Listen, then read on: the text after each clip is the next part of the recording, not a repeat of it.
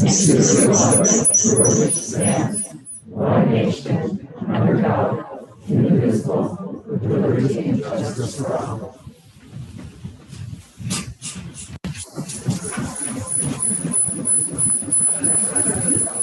We're working on the feedback part, guys. So we'll move on to approval of the agenda. Sanjay moves and Fiona seconds to approve the agenda as written. Ava? Riley? Board? All those in favor say aye. Aye. Aye. Opposed? That's a 5-0 on that. Catherine, did you want to note roll call as well? Pardon? Oh, roll call. Yes, I did. We're all here. All 5 board members and the 2 student board members are all here. Thank you, Fiona. All right. To report out what action was taken in closed session. There was no action taken in closed session, so there's nothing to report. So we'll move on to 9.0, and 9.1 is MVLA Spotlight, the MVHS Turkey Trot coordinators. Dr. Meyer? Yes, thank you. The MVLA Spotlight is an award that we give very few to, but they're always very well deserved. We spotlight community members or those who have supported and helped MVLA high school students in a variety of ways. Tonight, we are celebrating those who have assisted to put together our annual Turkey Trot. A few seconds about the Turkey Trot, and then I want to introduce our supportive community members who make it possible.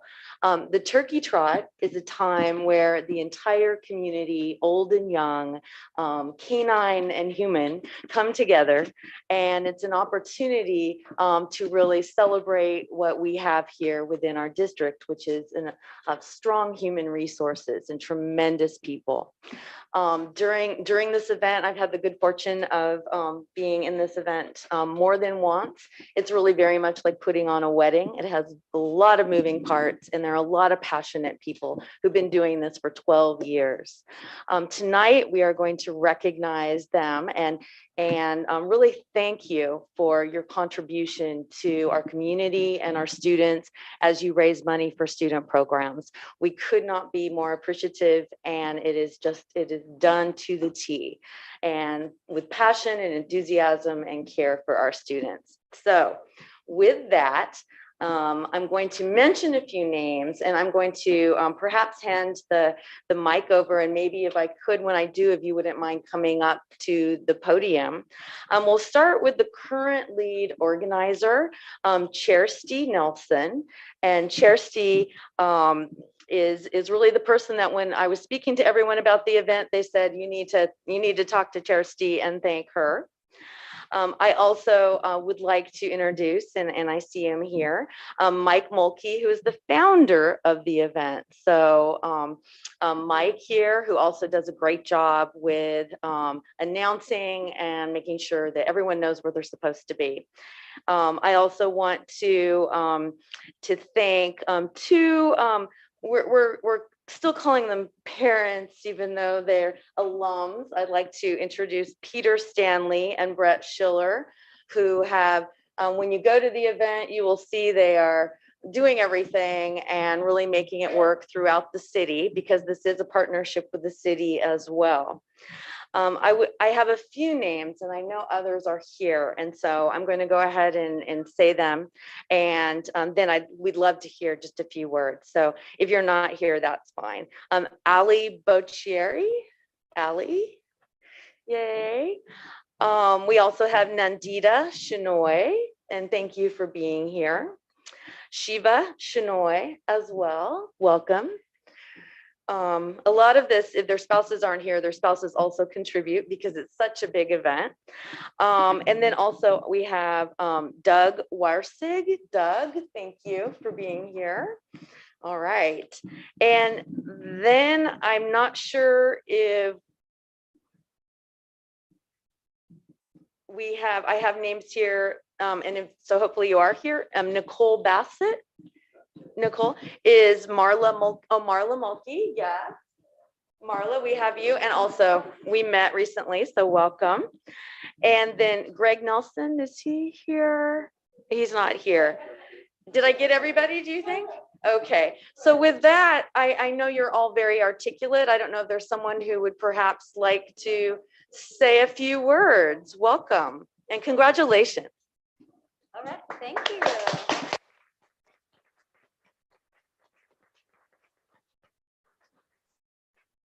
Well, thank you so much. I feel really honored that we're all being honored here tonight. The Turkey Trot really is like putting on a wedding. It's maybe even more than a wedding. It's more like making, I don't even know what to compare it to. It's bigger. It's like putting on 10 weddings on the same day at the same location. It's a lot of work, and we couldn't do it without all the volunteers. We have over 100 volunteers that come on the day, and also some on the day before.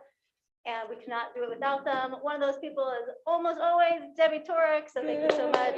Probably some of you too. Yeah, please spread the word to either come to the event and participate or to volunteer.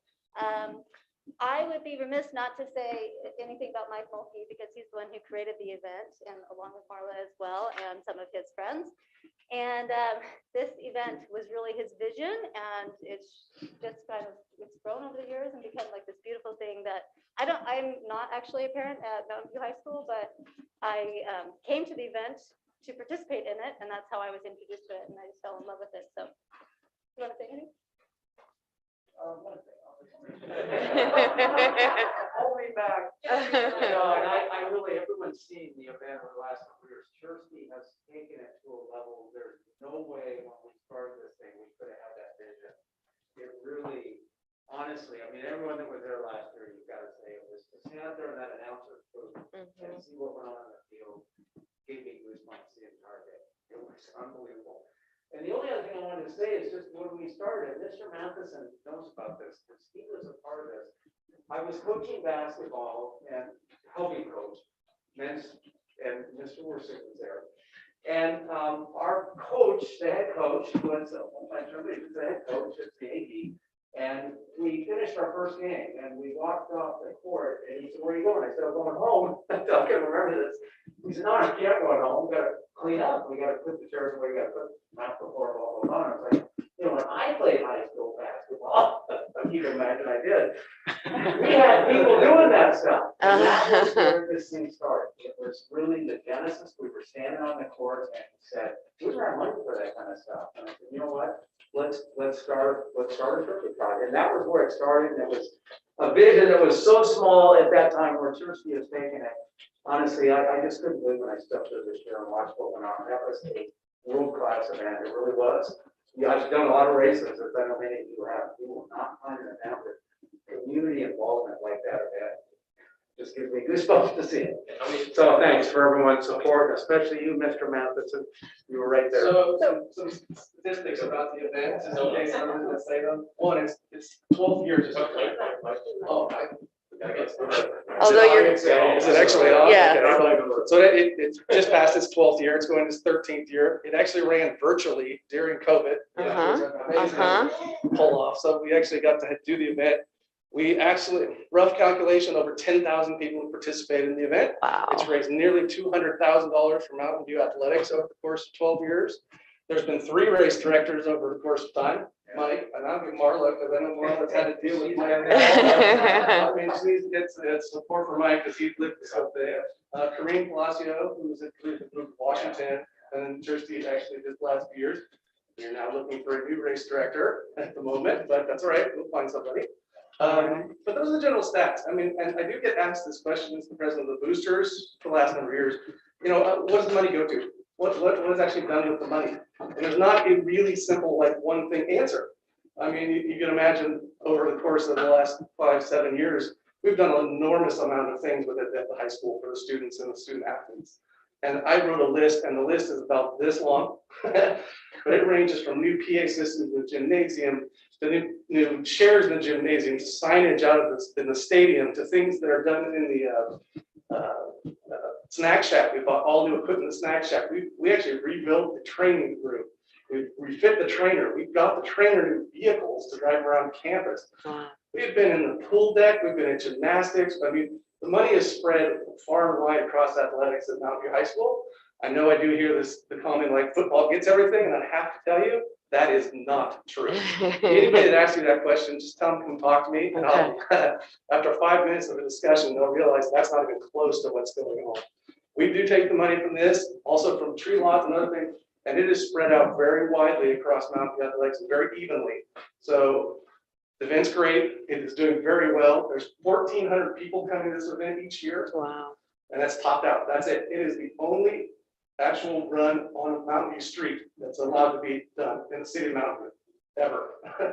And we fight every year to keep it going. So we thank you, all of you, for your support, helping us dodge and leave a little bit of the neighborhood fun we've been having with sound. Peter Stanley figuring out how to get the sound to go a different direction to help the neighbors feel better on Thanksgiving morning, and for everybody, for all of you helping out. So it's a wonderful event. Thank you very much. We're glad to do it. We're so grateful. We have a certificate as a small token of our appreciation, and we will.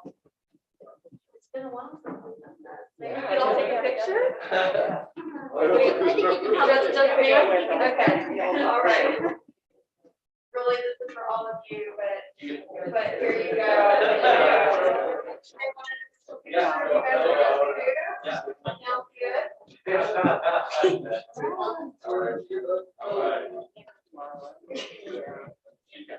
About now. Downwards. 1, 2, 3.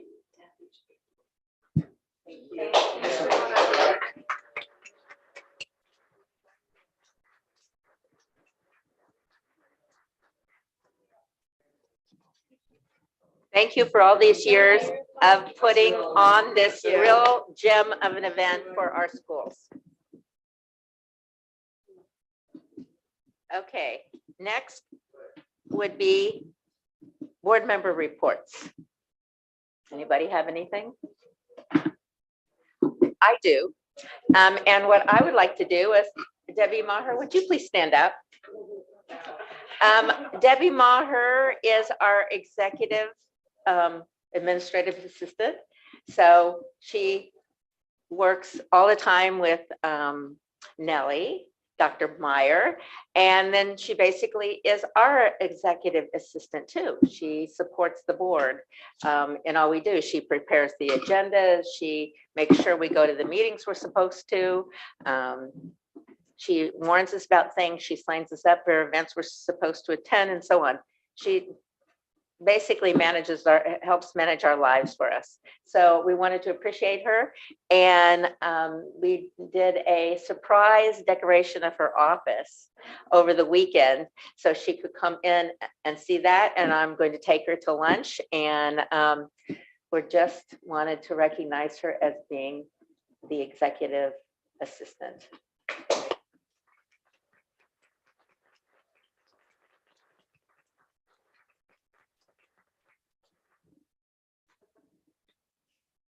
Okay, now we have student board members reports. And that would, let's start with Riley. Today was an exciting day at Los Altos. It was the start of our diversity week that we haven't been able to have in person since my freshman year. And today we had our diversity assembly, which is a lot of the students' favorite assemblies of the year. A bunch of different cultural groups and really brave students perform at this assembly. We had dances from the Indian Student Union, Latino Student Union. We had students perform poetry, students sing, and everyone was just super vulnerable, and it was a really awesome event. And I know a lot of students felt like this assembly brought the student body really close together, and they feel like this assembly is the most spirited one we have throughout the year. So it was super awesome getting to have that again, since I hadn't gotten to experience that since my freshman year. And then the rest of the week, we have lunchtime activities celebrating diversity on campus. Last week, we had Green Team Week, It was just a week celebrating Green Team and then also just trying to bring awareness to sustainable activities. We had Sustainable Eating Monday, where they served vegan ice cream in the quad for students to try. They had Climate Education Tuesday, Food Waste Wednesday, Diversity Inclusivity Thursday, and Sustainable Fashion Friday, where a bunch of students brought old clothes they didn't want, and there was a huge thrifting event going on, or trading event in the quad at lunch, which was super popular. And so that was a good week. There was a Solidarity with Haiti fundraiser this past weekend where a few student bands performed to raise money for our sister school in Haiti, which I know was super successful, and there was a really good turnout. In regards to seniors, next Monday is May 1st when all of the seniors have fully committed to their colleges, which is a super exciting day. And I know a bunch of them are going to wear their swag or whatever they got with their future college. And I don't know if any of you have Instagram, but there's the Post Grad Plans account for Los Altos, which is interesting to look through. You can see where all the students are going next year. So I recommend either downloading it or checking that out. Not to be biased, but the LHS track team had an undefeated season. And we had an exciting event last Friday where one of our runners, Lauren Subrian, broke the school record, which had been in place for a long time, by over 25 seconds, running 10 minutes and 20 seconds for 2 miles, which was super impressive. Our Broken Box Acting Company has their final show this Thursday, Friday, and Saturday called Never Mind What Happened, How Did It End? And finally, we had our elections.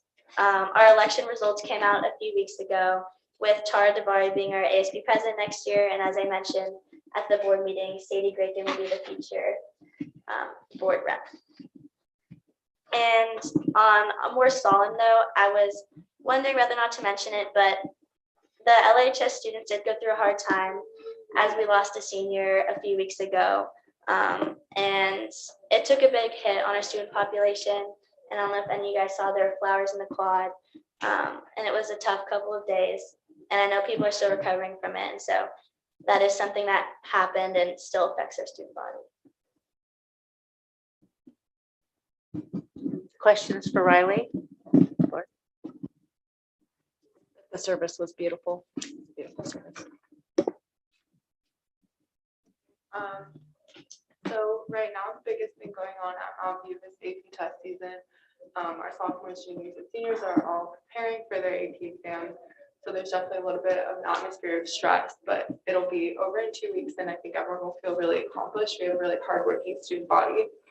A couple weeks ago, we had our Battle of the Classes. This was our first large event in our gym following COVID. It was really great. The energy was really great. It was a great turnout as well. And our seniors ended up winning, which was fun for them. That's always the goal for seniors, is to win Battle of the Classes. We also had our Winter Guard and Winter Percussion perform at the CCGC Champion Competition a couple weekends ago. The Winter Guard placed 3rd in their class, and Winter Percussion took home 1st place. That was a great accomplishment for them. We also had a MVHS student art show last week, and it was in the library. And I actually went in there and looked at some of the pieces. It was really amazing what our students have created. They're really beautiful pieces. Our Mountain View Drama Llamas Club is a theater production club, and they are having a performance this Friday at 7 p.m. in the MHS Theater. It's student directed, choreographed, and performed. So yeah, they're encouraging everyone to come to that. We also had our robotics team have a competition in Houston last weekend. They did great, and a couple of my friends were part of the team, and they really enjoyed the experience. They said it was great bonding, and yeah. And we also have, as Riley mentioned, next Monday is decision day for our seniors. And I think a lot of the schools looking forward to seeing where everyone's going. The senior class was super successful. They all did really great. And yeah, and then lastly, we have quite a few MHS students and parents who are here tonight to talk at the meeting about their concern with a math teacher in Mountain View, Mr. McDowell, not returning next year, and concern about the school reporting on the issues. So they will be talking to you about that. Thank you, Ava. Do people have questions for Ava?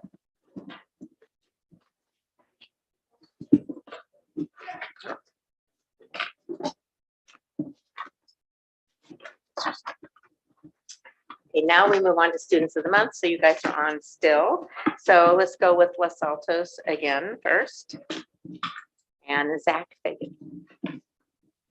I will read it, but unfortunately he was unable to attend because of the last minute SAT event. Los Altos High School is proud to honor Zach Fagan as our April Student of the Month. It is a privilege to recognize all of his accomplishments throughout his time at Los Altos High School.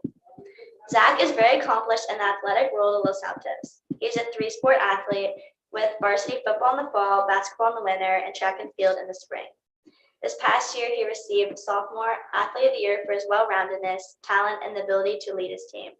He was also first-team All-League and offensive MVP for varsity football, consistently started for the LHS boys basketball team, and currently a top-ranked sprinter for NCCS for track and field. He feels as though participating in so many sports at Los Altos have allowed him to grow as a leader and meet his best friends. In addition to his athletic resume, outside of school, Zach is a part of CERT, also known as the Teen Community Emergency Response Team. He supports his team in educating the public on how to safely respond to natural disasters and emergencies. He enjoys the Teen Community Emergency Response Team because it allows him to make an impact and keep our community safe. Something that is meaningful to Zach was his participation in the Student Advisory Board for Congresswoman Anna Eshoo. The Student Advisory Board is a large group of high school students that discuss their opinions on major issues, with mental health being an example, in order to give Anna Eshoo a perspective of how our generation views certain topics. This board allowed Zach to make a difference on important issues and gave him a platform to share his beliefs. In his free time, Zach enjoys playing more sports, including football and basketball, with his friends, along with hiking, biking, and spending time at the beach. He is very passionate about sports and hopes to continue playing in college. Congratulations, Zach Fagan, for receiving April Student of the Month and for all of your amazing success and dedication to give back to your community and school. We can't wait to see all of the amazing accomplishments coming your way in the near future.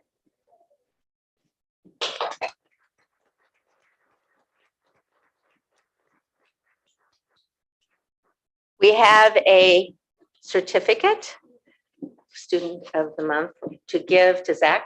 So And I let him Riley, know he could could watch you- it live. And so he's he's not here right now, but he's. I know, but we're waving to the screen Yes, he will that he's watch watching. it. Yeah. And you will please deliver his I will. certificate. Thank you so much. And I guess we're not asking him many questions right now, but we can always email him later. All right, Ava, would you like to present Billy?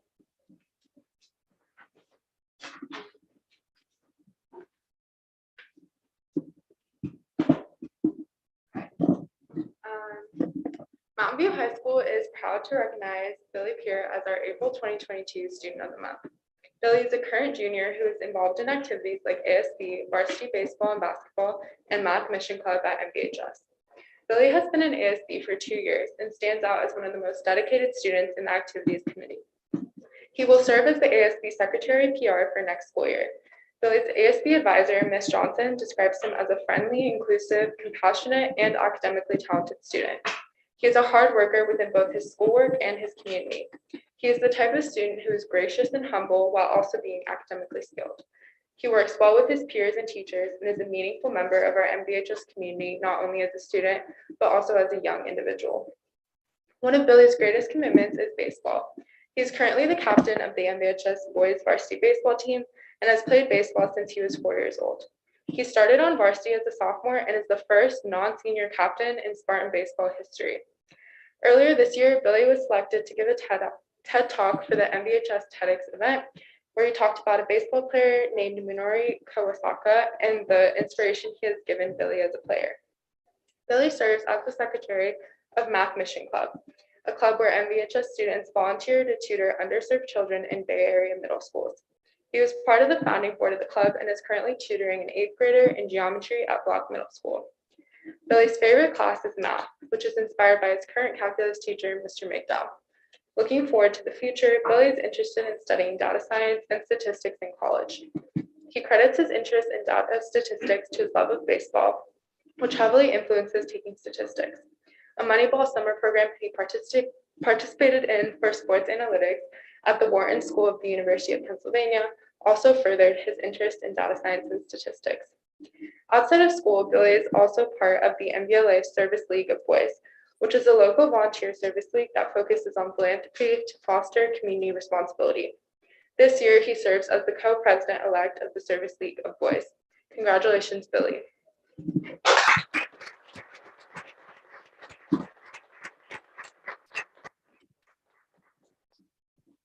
We have some questions for Billy. Sanjay? Sure. So I know Ava didn't mention it, but I'd like to hear a few words about your win over Pally on Friday, the #1 team. So can you tell us how it felt? What do you think made that happen? Oh yeah. So I think we got lucky because Palo Alto definitely thought it was a trap game because they're playing St. Francis the next day. So they saved their 2 best pitchers for St. Francis, and they pitched a player who had only pitched 6 innings in the year before. So we definitely took advantage of it. We had like 12 hits, 12 runs, and they just couldn't keep up. So it was a great win for us because if we lost that, would have been pretty bad. Okay. All right, good. That's all I got. Other questions? I do. Outside of Mountain View, do you play like Little League or pony baseball or anything like that? I play for a travel team for baseball. We're going to go to a lot of big tournaments over the summer, including a national tournament in Georgia. Okay, and then I looked up on the web Kawasaki, the player that you. Minori Kawasaki. Yeah, right. And he doesn't play in the U.S. at all, right? He's just. He played for, I believe, 5 years in the majors. Oh, okay. It wasn't like really big because, as I said in the speech, Kawasaki wasn't the best player athletic-wise, but what he lacked, he made up for in his enthusiasm and passion for the sport. Okay, thanks. I was just wondering why you picked him. Yeah. Yeah, I mean, I think it's on YouTube. Right. Yeah, I think I watched one of them, but it just didn't. Of all the players everywhere, I was wondering why you picked him. And thank you. Bill? So I'm interested in your Moneyball program at the University of Pennsylvania's Wharton School. Did you actually go to Philadelphia for that? Unfortunately, that was during COVID year. If it was a real year, I would have gone and slept in the Pennsylvania dorms, and it would have been fun, but unfortunately couldn't. How long did it last? So I did a 1-week program. There's a 3-week program as well, which my brother did, but both of them give a lot of insight into data statistics and sports analytics, especially. And so you found that inspiring for further study of statistics? Oh yes, definitely. So do you think that would be something that the math department should show, maybe just an excerpt from that program or do some of the things that were done in that program? I think the things that they did in the program were very specialized to sports, and I don't know if it would make complete sense to just to show it in a big sense, but in the field of statistics, it's probably a great use of application. Great, thank you. Okay, stay right up there, Billy, because Ava and Alexis are going to come out and have a picture with you and give you a certificate. Family in here, just. Your family is invited also. If you bring some family. Yes.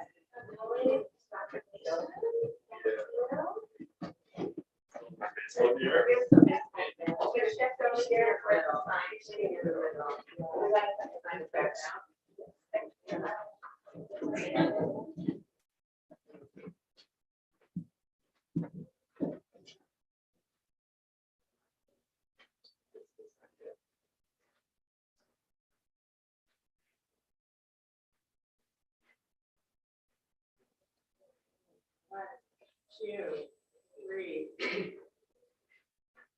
Thank you. Congratulations.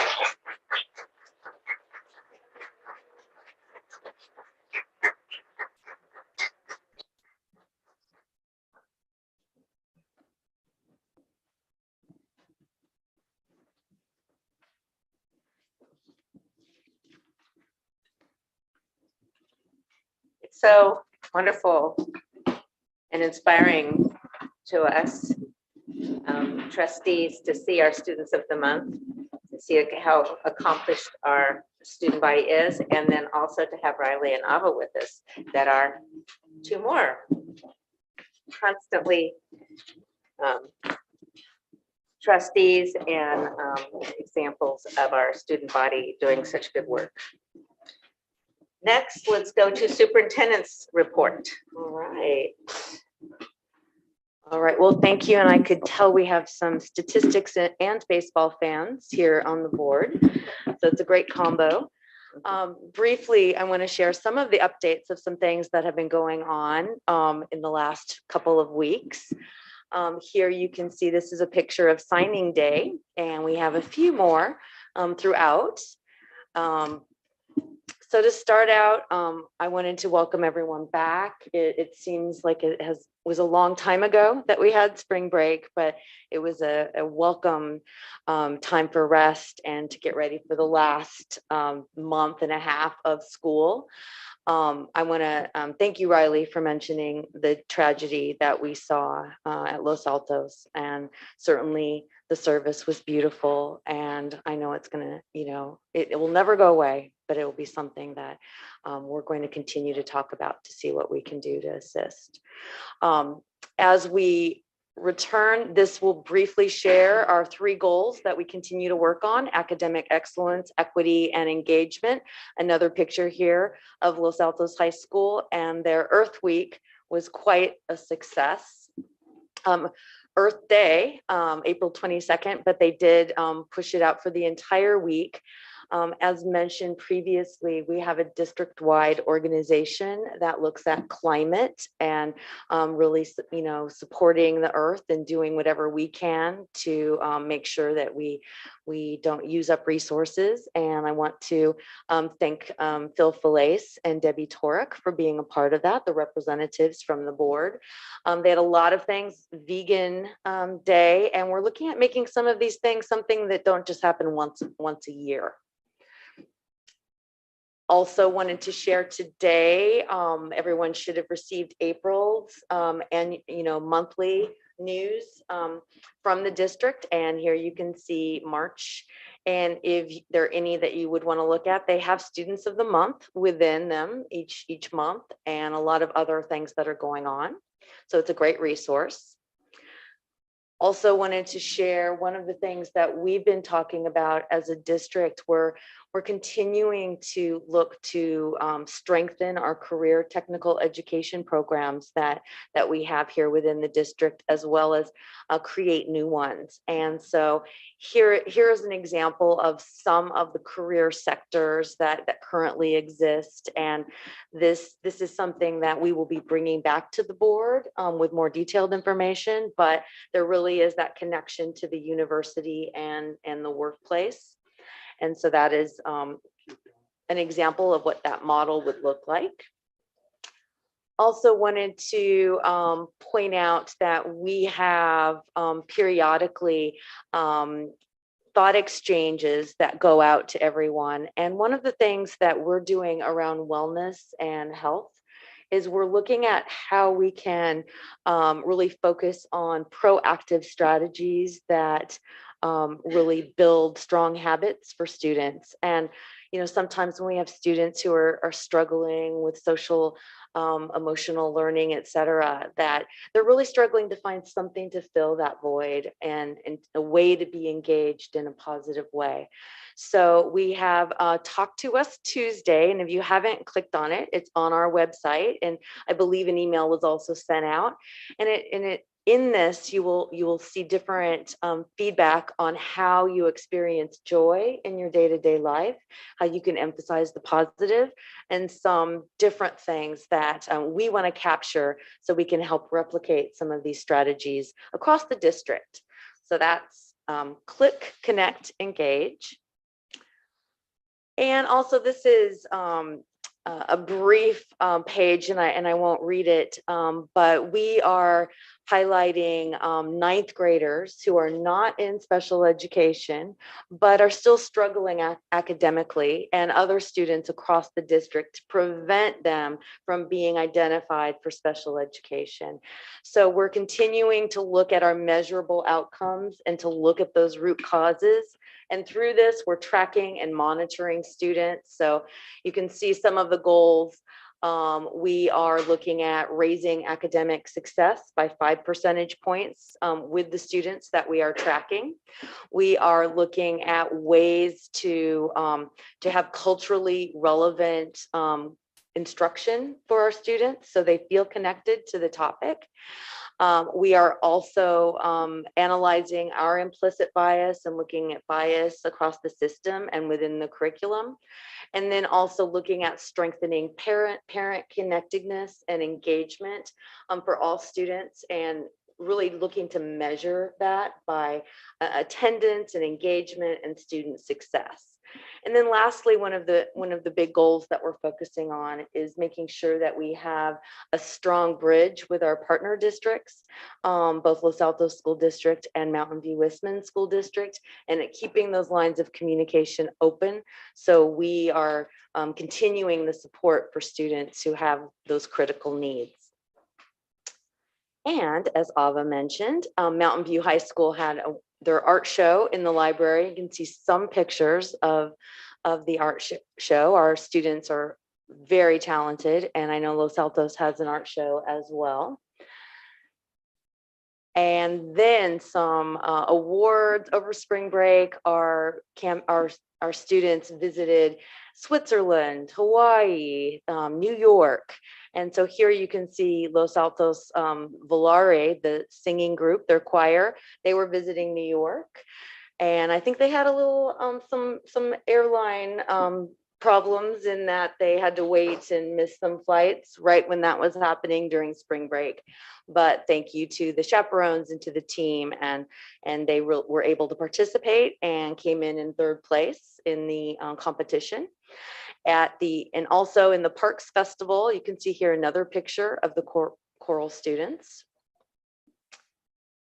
And then signing day. This is one of my favorite days of the year, where you can see our student athletes signing their offers to different universities. And another exciting day will be May 1st, where decisions are made. And then we have a lot of other students who are making those decisions after May 1st about what their futures will hold. So we're excited to, monitor, support, and answer questions in our college and career centers about how we can help them. You can see some happy faces there. They're wearing their university colors. I also want to thank our foundation, MVLA Foundation, and our Los Altos and Mountain View Westman Foundations, as well as the PTSA Council. They had their final speaker series of the year from Shafia Zaloom, and she held the attention of the well-attended event, and where they spoke about how to talk to your child or a young person about pornography, sex, and how to have that conversation, how to promote safety and dignity. And so she presented beautifully with dignity, and the audience had a lot of questions, and she's someone we're looking at inviting back, because she also presents on important subjects such as consent and other important items for our students as we prepare them for adulthood. And let's see, there we go. We're continuing to test. We, like the rest of the state and nation, are seeing a slight uptick, but I did want to say that we still are providing this service throughout the week on both campuses and our adult education campus. And also wanted to finally end with, I believe this was the vegan buffet on Earth Day. And so they had green as their theme for the Green Day, but this is another picture here of Los Altos celebrating Earth Week. And that concludes my superintendent report. Thank you, Dr. Meyer. on the testing, is that every day? Those are everyday hours? Every day. Every day? Okay. Yes. Monday through Friday? Yes. Okay. And there are no longer lines, so it's a valuable resource. So And I also think it's very valuable because the workmen on the different parts of the construction sites are welcome to be tested too. So we are helping keep them safe while at work and while in our midst. All right, we'll move. Any questions for the superintendent before we move on? No? Okay, then we will move on to communications. Do we have any district organization here that wants to speak? We do not. All right. Now, we will have public comment on items not on the agenda. And apparently we have a few people that would like to speak. So how many do we have? 7. Is there any other people besides the ones that already filled out green sheets that might want to speak? Okay. Keep in mind that these sessions are recorded, so everything that you present will also be in our recording that will be posted online. And we cannot take action on items that are not on the agenda. So we will listen and hear you and be assured that we will be hearing you, but that we will not be commenting or taking action at this time. So the first one here is Jonathan Hawken. Is that how you say it?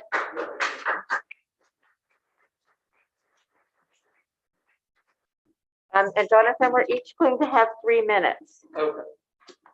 Oh yeah, good evening. I'm Jonathan Akeem. I'm a student at Mountain View High School, and I'm here. I'm an AP Calculus BC student. I'm one of Mr. Migdow's students. I'm here alongside other classmates to support Mr. Migdow and oppose the decision to let him go.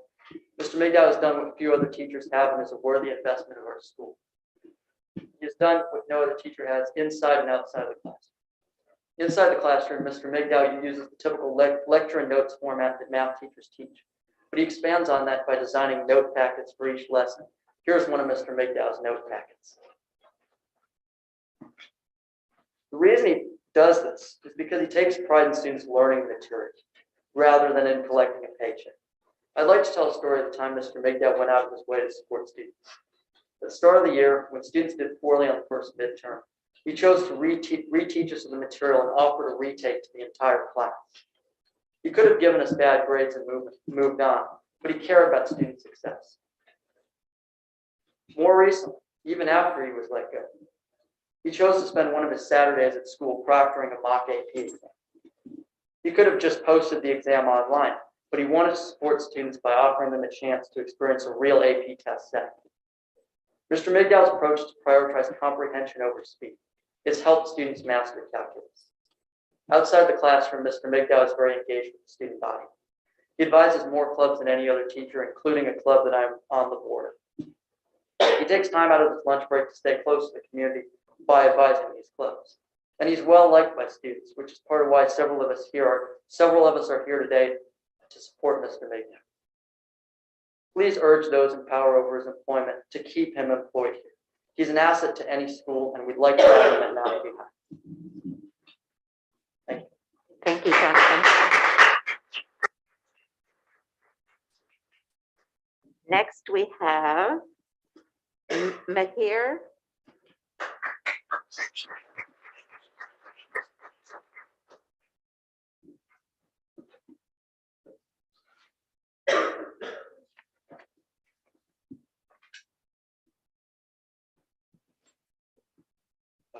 Go ahead, anytime. You're ready.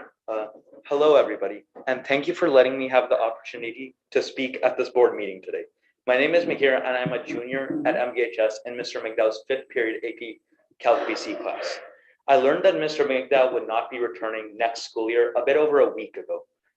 This was a shock to me, given that Mr. Migdow has been a great teacher who most definitely deserves to stay for the next school year and beyond.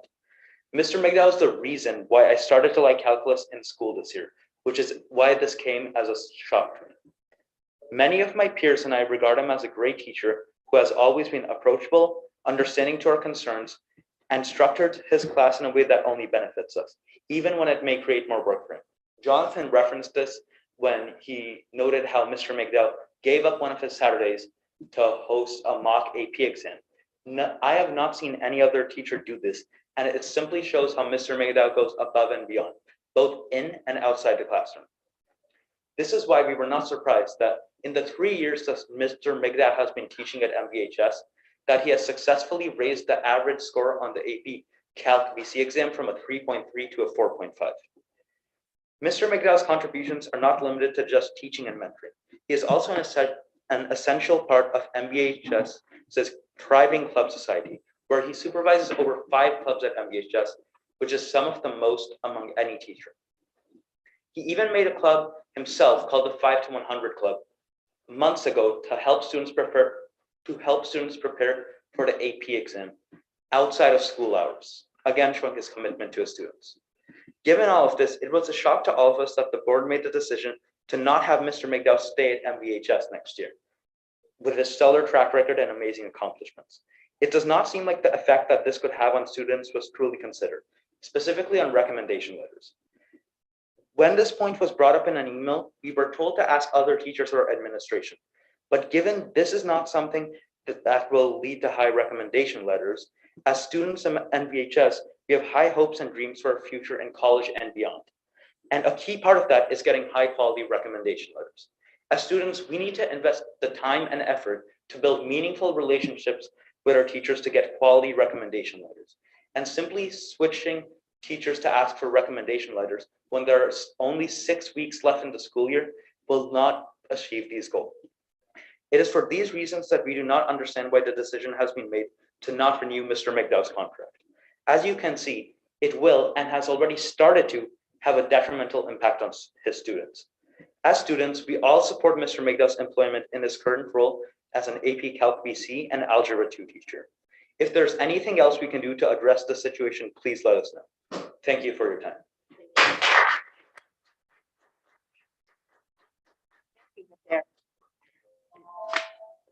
Next, we have Brandon.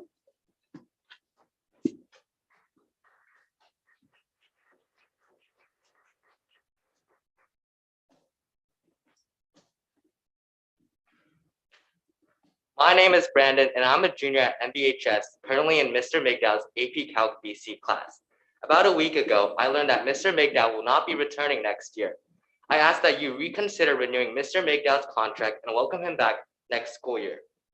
After teaching at Mountain View High School for almost 3 years and receiving solid performance evaluations during those years, Mr. McDowell explained that he was expecting to be tenured at MVHS. But not only was his tenure position rejected, he was also informed that MVHS was not going to renew his teaching contract at the end of the semester. This was incredibly surprising to hear, especially for students and teachers that knew Mr. McDowell. He is friendly, has an approachable personality, and is an amazing teacher. Mr. McDowell teaches both Algebra 2 and AP Calc BC, which is one of the most difficult AP classes offered by the school. Many classmates and I have personally felt that he does a great job teaching calculus. Every class period is engaging, and it is clear to us students that he puts a lot of effort into his class lecture and materials. And this effort is not without reward. His classes have the highest average score on the AP Calc BC exam at MVHS, a 4.5. It's very obvious that Mr. McDowell cares about us. During the week, most of his lunches are spent helping clubs, as he is an advisor to more than 5 MVHS clubs. This includes the Math Mission Club that Billy is a part of. And this past Saturday, Mr. McDowell came to school on a weekend and spent 5 hours proctoring a mock AP test for us. I speak for many of my classmates when I share that we do not understand why Mr. McDowell was not invited back when he is truly one of the best teachers at MVHS. In fact, over 150 MVHS students have taken time away from studying for AP exams, school sports, extracurriculars, and among our many other responsibilities to show their support for Mr. McDowell by signing a letter of support. I've printed out the 9-page letter, and you can see all the names for yourself. I'm also joined in this meeting by fellow students and parents that support him. It does not make sense as to why a top school like MVHS would let go of a great teacher. The decision to not keep Mr. McDowell as a teacher has a profound impact on his students and the MVHS community.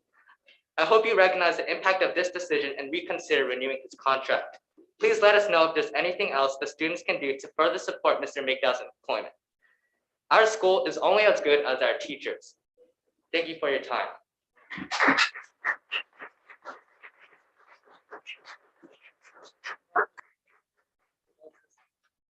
see the document online and you can see that they commented on their emails. Yeah, we saw that. Yes, thank you so much. Okay, thank you, Brandon. Okay. All right. Yashar, is that how you say it?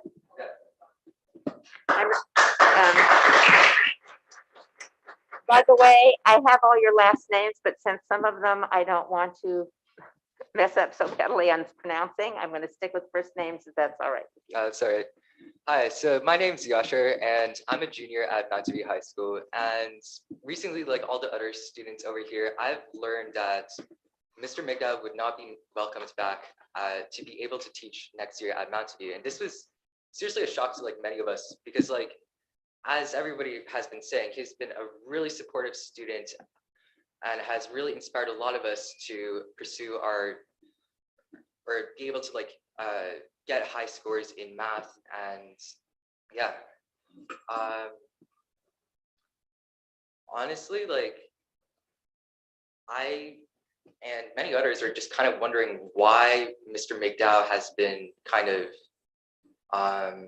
not been offered a teaching job next year here. And especially considering that we have a shortage of such dedicated and amazing teachers, such as Mr. McDowell himself. And yeah,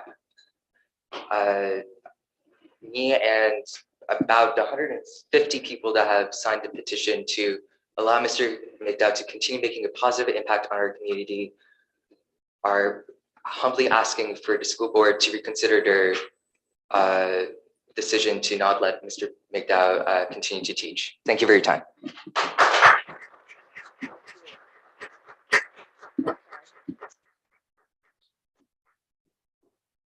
Okay, next we have Johnson.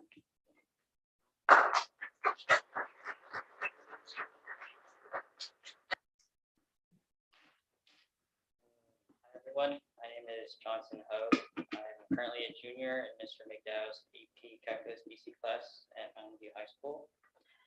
Over a week ago, after hearing that Mr. McDowell would not be returning to MVHS next school year, to say that I was shocked by the news is an understatement.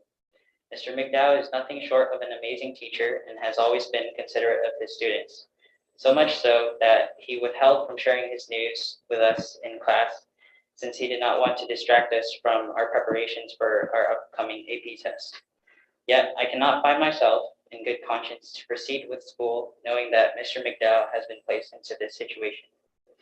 This is the least that I can do to come here today to share how impactful Mr. McDowell has been in my school life. He has gone above and beyond to help me and other students improve and excel.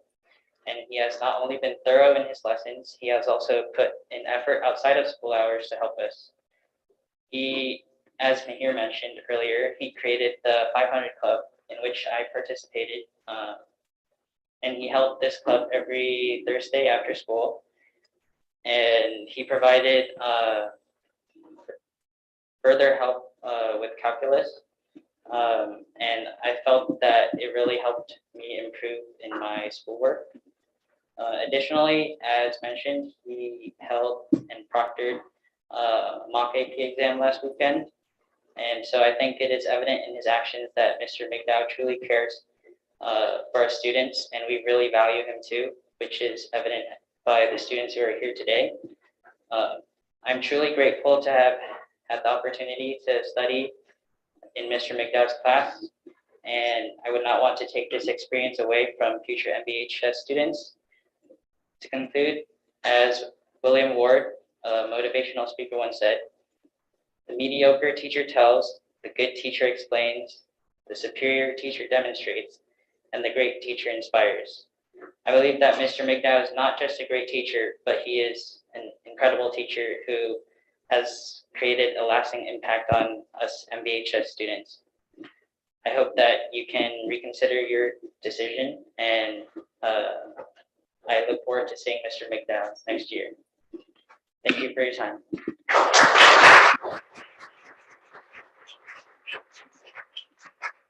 Thank you, Johnson. Wendy?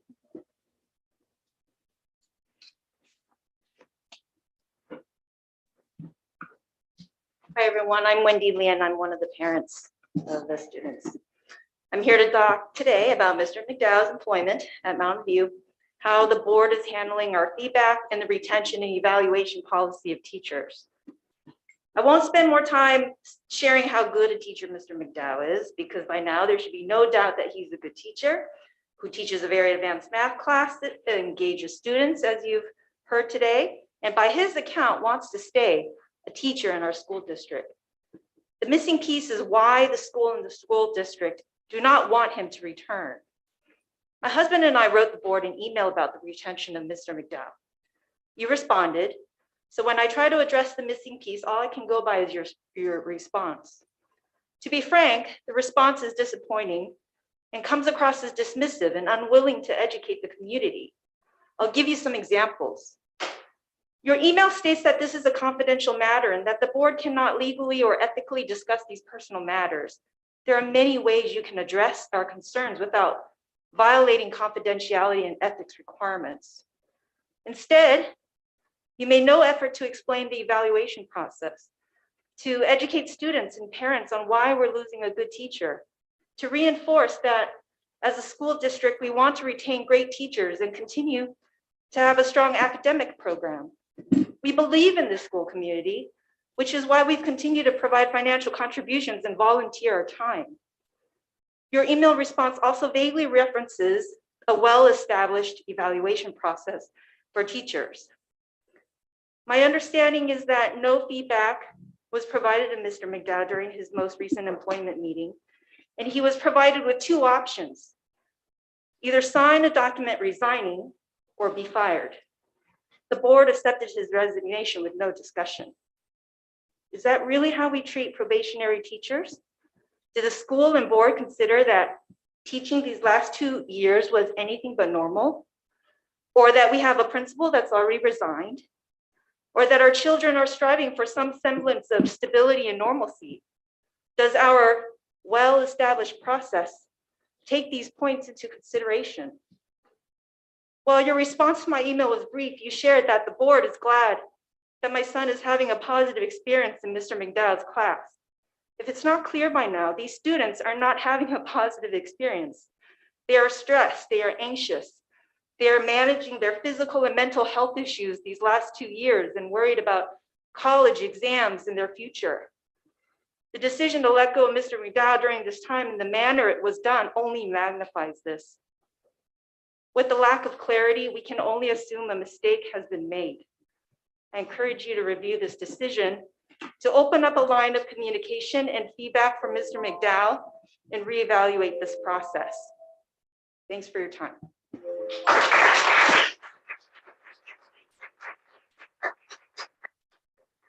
Thank you, Wendy. And now we have Brian.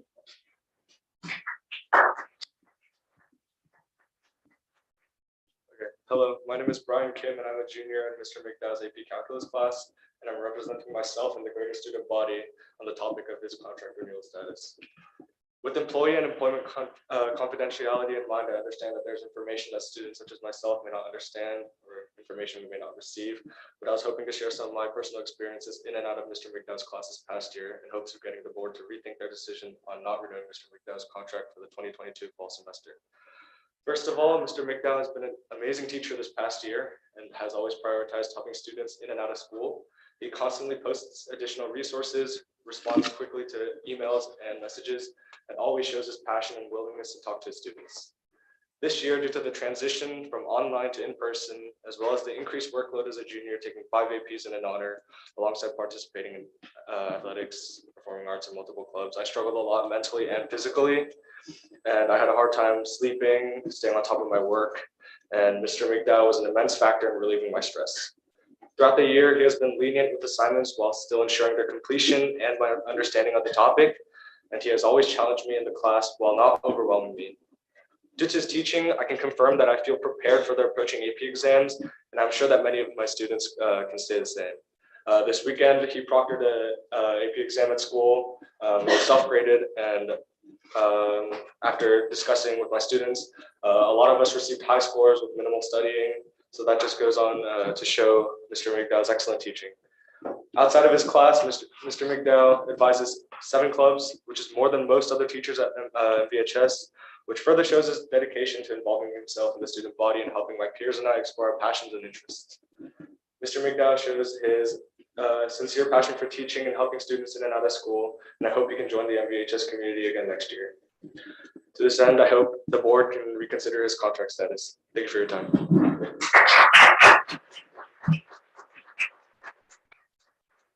Thank you, Brian. Is there anyone else that signed up to speak? Yeah, so we're done with the public comment.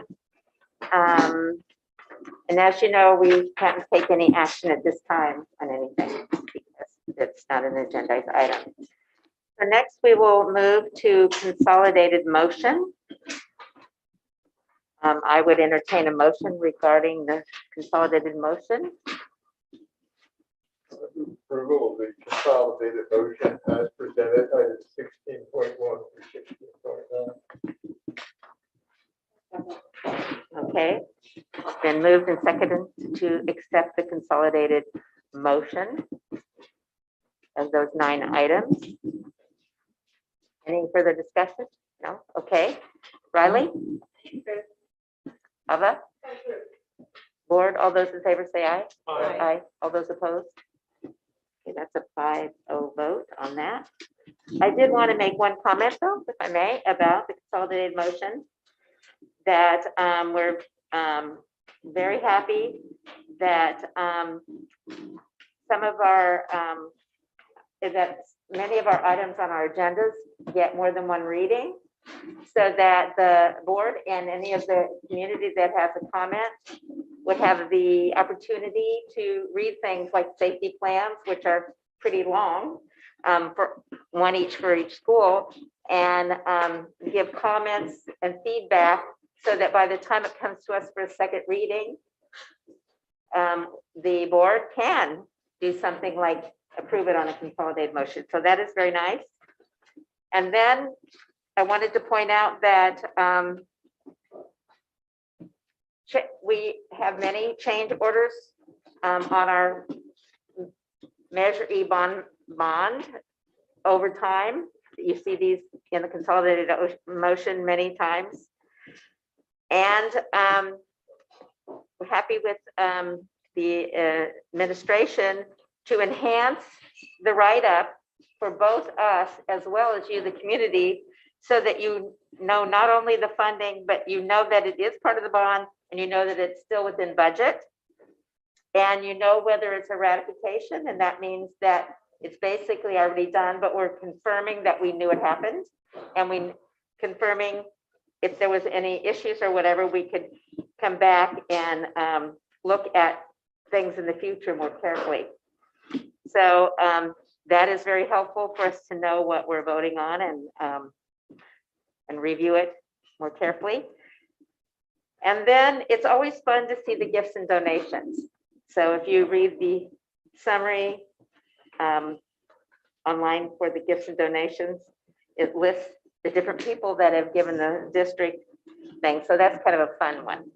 So I just wanted to point out this about consolidated motions. So we really do consider all of this very seriously. It's not kind of a perfunctory, sure, kind of situation. So we'll move on. There was no items pulled, so we have no 17. And now we have 18.1 and business in action. And this is a report on the math framework. Dr. Meyer, you want to kick us off, or do you want to introduce who's going to be presenting? I would love to. I would like to introduce our wonderful MVLA math team, Lorraine Ignacio, who when I first came was Teacher of the Year, so it's good to see you. Annie Liu and Marcy Winnower, and they're going to give us a brief overview on our pathways, our strengths, our next steps, and other data points. So welcome. Thank you for being here. Thank you. Good evening, everyone. So I'm Lorraine and this is Annie. Our objective is to give just a brief overview of what's happening at MVLA, and Marcy is also going to join us to talk about the framework. So here's our agenda. I believe you all had a copy of this. I'm going to start. I initially was going to have you all walk through a data talk with me, so you're probably wondering what all of these infographics were, but instead I'll sort of describe it. So at Los Altos, one of our WASP goals is 21st century learning, and we decided as a department to focus on creating critical and creative 21st century thinkers who analyze and synthesize information and develop hypotheses. And this is part of our WASP plan. And so we thought, what could we do as a whole department? So we started to think about data talks, which are short 5 to 10 minute talks on infographics that are pulled from anywhere. And the ones that I pulled just for examples are from the New York Times. They have an interesting series on statistics. What we do is we throw the data, the infographic up there, and we just ask students, what do you notice and what do you wonder? The hope is it piques interest and invites our students to question what they're seeing. And our goal is to do it across every discipline from Algebra 1 to AP Calc. Obviously, all the teams have to find the time in their curriculum, but it is a short 5 to 10 minute talk that you can do quickly and then move on to the content matter. So the hope is that we eventually do enough of these that students see them and they engage with them. One reason we chose this is because our English department is focusing on media literacy, and we thought that this went hand in hand. So I was going to have us engage in one, but we have a lot to get to, so I will go ahead and move on. Hello. I'm just going to briefly share our pathways that have already been presented at Math Night. There aren't any changes, so it'll go pretty quickly. Our typical math pathway that starts with Algebra 1 can lead to either Geometry College Prep onto Algebra 2 College Prep, and then Statistics or Trig by senior year. Also, students could choose to jump into Geometry Honors if they feel they've excelled in Algebra 1 and are ready to take on that extra challenge, which would then take them to Algebra 2 Honors, at which point they can choose Trig Honors or Statistics as well. An incoming freshman that's going into geometry would go into Algebra 2, Trig, and then ending with an option of Calculus, AP Calculus AB, Statistics, or AP Statistics. An alternative geometry pathway would be, again, they feel that they can excel into the honors track, and that would take them into Algebra 2 Honors their sophomore year, into Trig Honors, and then a selection of Calc BC, Calc AB, or AP Statistics.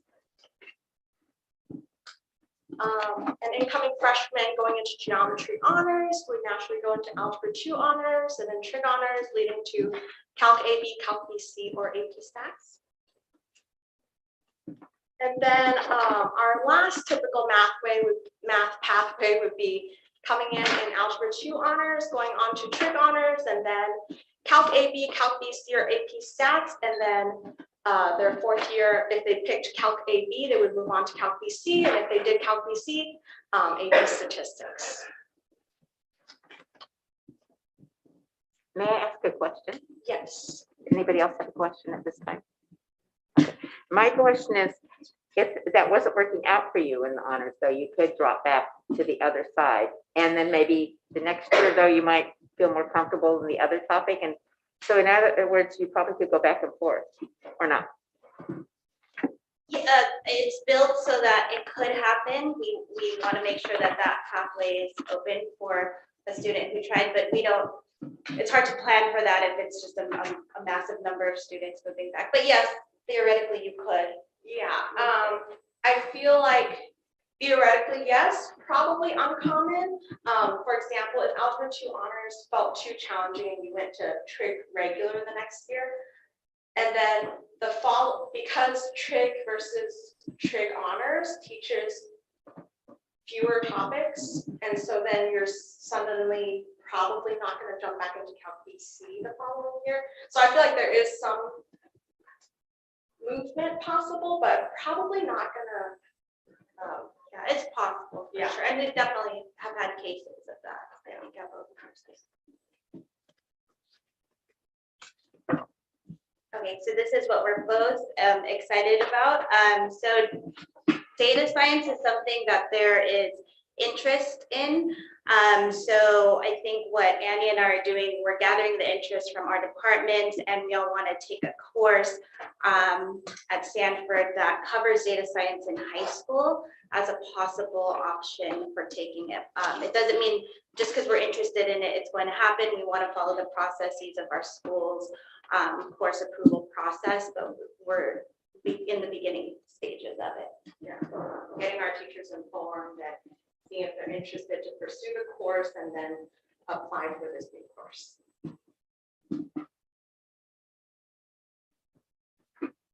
Okay, how we are unique. I think, well, first, at Los Altos and Mountain View, we both have classes to support our students who are struggling, the students who are the most vulnerable when they come in as far as needing support for math, but there are a few differences in the details of how we support them. For example, at Los Altos, the Algebra 1 double period class, it's one Algebra 1 course and one, it's called Math Lab, but basically a student is enrolled in a double period of math and with the same teacher. And then in Algebra 2, there's also a support class, but it does not have to be the same teacher. So the details of how we support our students are a little different. And at MVHS, we have Algebra 1 co-taught that we've been offering the last 2-3 years. And we're hoping to expand it into geometry if the resources are available. And then we have also our Algebra 1 Enhanced Geo-Alg 2 Semester 1 and Geo-Alg 2 Semester 2, which is a 3-year loop where the students stay with the same teacher throughout their 3 years. And there's just extra support, extra time in class. And so that's one way. And then also this year, along with our law school, we've been focusing on the mathematical practice 1, making sense of problems and persevere in solving them by incorporating math literacy strategies. So we've had a couple math department retreats where we've been able to work on what are some of the literacy goals in each of our math courses and begin to brainstorm strategies and share strategies with one another. So I got a question. So have you looked at between these two, which one is more effective strategy, and compare notes and see how you can take the best of both and create one? We talked about that a little bit today. As we don't have the data in front of us. I think if we were to look at how the students do throughout the 4-year pathway and see what that shows us, then we can say, hey, your system works better, but we haven't sat down officially. We talked about it definitely today that we should. We've got to get. What did you mean about the 4-year pathway? So the 4-year pathway is a little different at Mountain View versus Los Altos in that for a freshman coming in, if they were to have support, they'd have it for Algebra 1 and a support class. Whereas in Mountain View, when they come in, they'd have it in these 2 different courses and they'd stay with the same teacher throughout those 2 years or 3 years, actually. 3 years. So next year, the Algebra 1 student at Los Altos who has support might have a different geometry teacher, not necessarily the same. So there could be benefit, but we haven't gathered the data on that. We know that's something that we should look at. Okay, so that's in the plans to look at that. Okay, great, thanks. Some of the challenges at MVHS, of course, Math Mastery, which is often the landing ground for our students coming in either at the beginning of the year or mid-year, and and they're, you know, coming from a different country, perhaps speaking a different language, and coming in at all various levels of math. It could be third grade math, it could be sixth grade math, and this is their landing spot. And it is a challenging course to teach because if you can imagine 25 students, multiple languages, over 10 levels of math happening. And so this is definitely one of our most challenging courses. And oftentimes a student needs more than 1 year math mastery. And currently our math mastery course does not provide math credit. And so then they're in this course for 1 or more years and they're not earning math credit, which then can impact graduation requirements. And so that is a challenge we are facing and trying to brainstorm for. Yeah, and I think at Los Altos, we will face a similar issue with the EL program, but also we face it now with Algebra 1. Some students from middle school can range in ability from, we talked about this, from 3rd to 8th grade level. So having them all in Algebra 1, the differentiation is hard to get them to where they need to be before they move on. And it's not necessarily math mastery, but it's the same sort of issue. At both sites, we have a growing number of students who are racing. We feel there's this feeling to get through the highest levels of math available, even when they perhaps might not be ready, or they perhaps might not even be interested in math. And so that's this big thing that we're always feeling and dealing with. I have a question going back to with the challenges there with maybe not being able to get the graduation requirements for math. Is the data science class that's possibly going to be offered, what is the target? I mean, could a student that's needing math mastery take the data science class at the same time, or how does that work? I believe they can. I think that's all still in the works. Marcia might have more information, but I think UCs, for the class that we're planning to look into, I think the UCs will accept it as a math. Is that correct or not? It is a math credit course, APG. However, I believe we want to be situated through Algebra 1 County first. That was my question. Right. Okay, thank you. So I think I'm hearing then that students taking math mastery at Mountain View, we've got the problem with the lack of a math credit, but the kids at Los Altos, because they're actually sitting in an Algebra 1 class there, if they can get a C or D out of that class, they're getting math credit. Okay, right, so that's a totally different. It okay. is, but we perhaps might have a math mastery course next year, depending on how our EL program shakes out. So we'll share that. That challenge as well. Yeah, there's some of our population that normally would be in our math mastery would know. Of course, right. Would it be possible to do something to the math mastery class to beef it up so that it could qualify as a A to G or not? Or is that just not? I don't think so. I don't think how it's written to get approved, you would have to throw in some Algebra 1 standards. And I think then you run into the trouble of them not being ready. And I think, oh yeah, one more. How we measure effectiveness. So bigger picture, grade distributions are given out by our admin team at around semester and quarter, and course teams will look at their grade distributions as, and that's just one talking point. To see like, hey, what's going on with this class, or what's going on with our course team as a whole? What can we do to improve the numbers of Ds and Fs? Really, that's the focus. To be honest, on most of those. And on a lot of our course teams, we actually get a lot of common assessments. And so after assessments, teachers, course teams will come together and look at results and talk about common misconceptions, problems were missed a lot, how can we teach, how do we share strategies, and also next steps on retesting.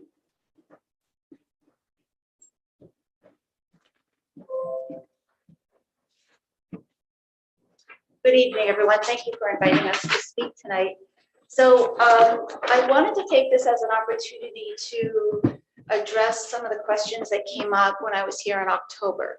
So we were talking about some of the I was invited to talk about some of the framework information, and we started having a discussion about students and tutors. So what I did is I ran a survey. I got approval from the site principals and the coordinators, and I used a Google form, and I did link the survey onto this slide deck so that you can see what the questions were. But the main question that I'm going to talk about tonight was students that reported having math tutors this school year right now currently. But some of the other questions I put on there were, do you have tutors for other subjects, which I'm not going to discuss tonight? Do you use the tutorial center for math? And 91% of the students said no. Do you use ACT or tutorial time to get help in math? And 65% of the students reported no. And just in a minute, I'll tell you the numbers of students who who ended up answering the survey. But so the other thing I want to consider when we look at the results is that only about a third of the students that are taking math right now responded to the survey. And of course, the fidelity of our data is dependent on the students reading that survey accurately. And I did see a few things that looked a little fishy, so but not a lot. I think it looks pretty good. And then the specialized math classes like the spiraling geometry, algebra 2, and AP computer science math course were not included. So those aren't included in the data. So just really quickly, I wanted to give you some information about general math course enrollment. So out of our district students, 92% of our students are enrolled in a math class this year, which is great. And you'll recall probably that the framework is hoping for 100%, and our UC system is also talking about that too, how important it is for all of our students to be enrolled in math for 4 years. And you'll see that I had 1,394 students answer the survey, and you'll see they're across most of the different math classes. And out of the students who responded, 193, or around 14% of the respondents responded that they had a math tutor. So we're going to dig a little bit more into this data on the next slide. And what I did, so I read some pivot tables, and there's all kinds of ways to look at this data, right? But in the interest of time, I chose this. So if you look on the column, the current math course, going down the first column, that's what the students are enrolled in currently. So these are our college prep classes. And then going across the columns, you'll see the courses that the students reported taking 8th grade. So CC8, which would be, and then those students would take Algebra 1 in 9th grade, right? Then we have our students who took Algebra 1 in 8th grade, who probably come in and take geometry. And then we have our students who took geometry in 8th grade, and those are pretty much who we're saying are our accelerated students. And then other, and I don't know why this number is so high, I'd have to delve in this. I don't have I don't have names of students, so I'd have to do a little more research, but we do have students who come from other districts, and the names of the courses might be a little different. So it could have skewed this a little bit, but this number here I thought was kind of interesting that I circled, because the students, and this might be a mistake on the students' part, because if they took geometry in 8th grade, I'm not sure why they're reporting that they're in Algebra 1. So I'm wondering if that's just a little fluke in the data that they may have misrepresented. And this next slide is our AP and honors math courses. And again, going across, we're looking at this class that the students took in 8th grade, whether it's CC8, Algebra 1, geometry, and just we can talk about this data. I think it would take, we could talk about a lot of different things. I was a little bit interested in looking at the students who are accelerating and how many tutors are being hired in the upper level math classes. So I think maybe a discussion of what we consider acceleration and what we're looking for might be helpful. But again, we need to look a little more closely into this data. So what would you conclude? What are you looking to conclude with that? I guess I'm still like to understand that. I guess it surprised me because, and again, I guess I want to think about what we consider acceleration. So when I think about acceleration, I think about students who have a real aptitude for math, maybe really love math, and are conceptually doing really well conceptually. So I wouldn't expect to see many tutors in the upper level math classes for the students who are accelerated. So that would be my question. So I think one thing, I'm not sure to understand about math. So as you progress in math, the concepts become much more complex, you know, so when you go just from algebra 1, geometry, algebra 2, all the way even to differential equations, linear algebra, the concepts become very, very complex. So to me, the fact that students going from trig honors to Calc BC and they need help at Calc BC, to me is not surprising, and that they need tutors. It's not that they don't have necessarily a strong foundation in the earlier. It's just the concepts are hard. All those concepts they teach in Calc, I mean, they are hard. It's not easy. I mean, and then when you go to differential equations or linear algebra, even go in college, you go further, those are not easy things to understand. And I've all my friends that were in engineering, we struggled through that stuff, and we all were good students. We're all very strong students, but we all struggle with it because those concepts are hard, and even the professors would acknowledge that. So I think we need to be careful assuming just because somebody needs a tutor means that they don't have a strong foundation on an earlier subject. It might be the case for some students. I'm not saying it's not, but I think the fact that students are, using tutors, and because they're easy to get today than when I was in school. I don't think it necessarily, points to saying, oh, they don't necessarily have a strong foundation in an earlier subject. I just think that's something I think is important to think about. That there isn't necessarily a link to that. I think we should look more closely. I really do, because I think if we look at some of the other students, so, we have a lot of students coming in taking geometry freshman year, right? So and again, this is a small sample size, it's a quarter of our math students. But if you look at so another thing I would question is if you are an accelerated math student, why are you taking Calc AB and not BC? So there's a couple different data points in here that I have more questions about. I'm not drawing conclusions, I have questions. So, and again, Annie and Lorraine talked about this too. Are our students best served by going more quickly versus slowing down, doing more conceptual depth of learning, in which I was invited to talk a little bit more about the framework tonight, which I will do in a minute. So I think there's a lot of questions that we could ask with this data. I'm not jumping to conclusions. Some of the numbers did surprise me though. So I do think there could be more work to be done.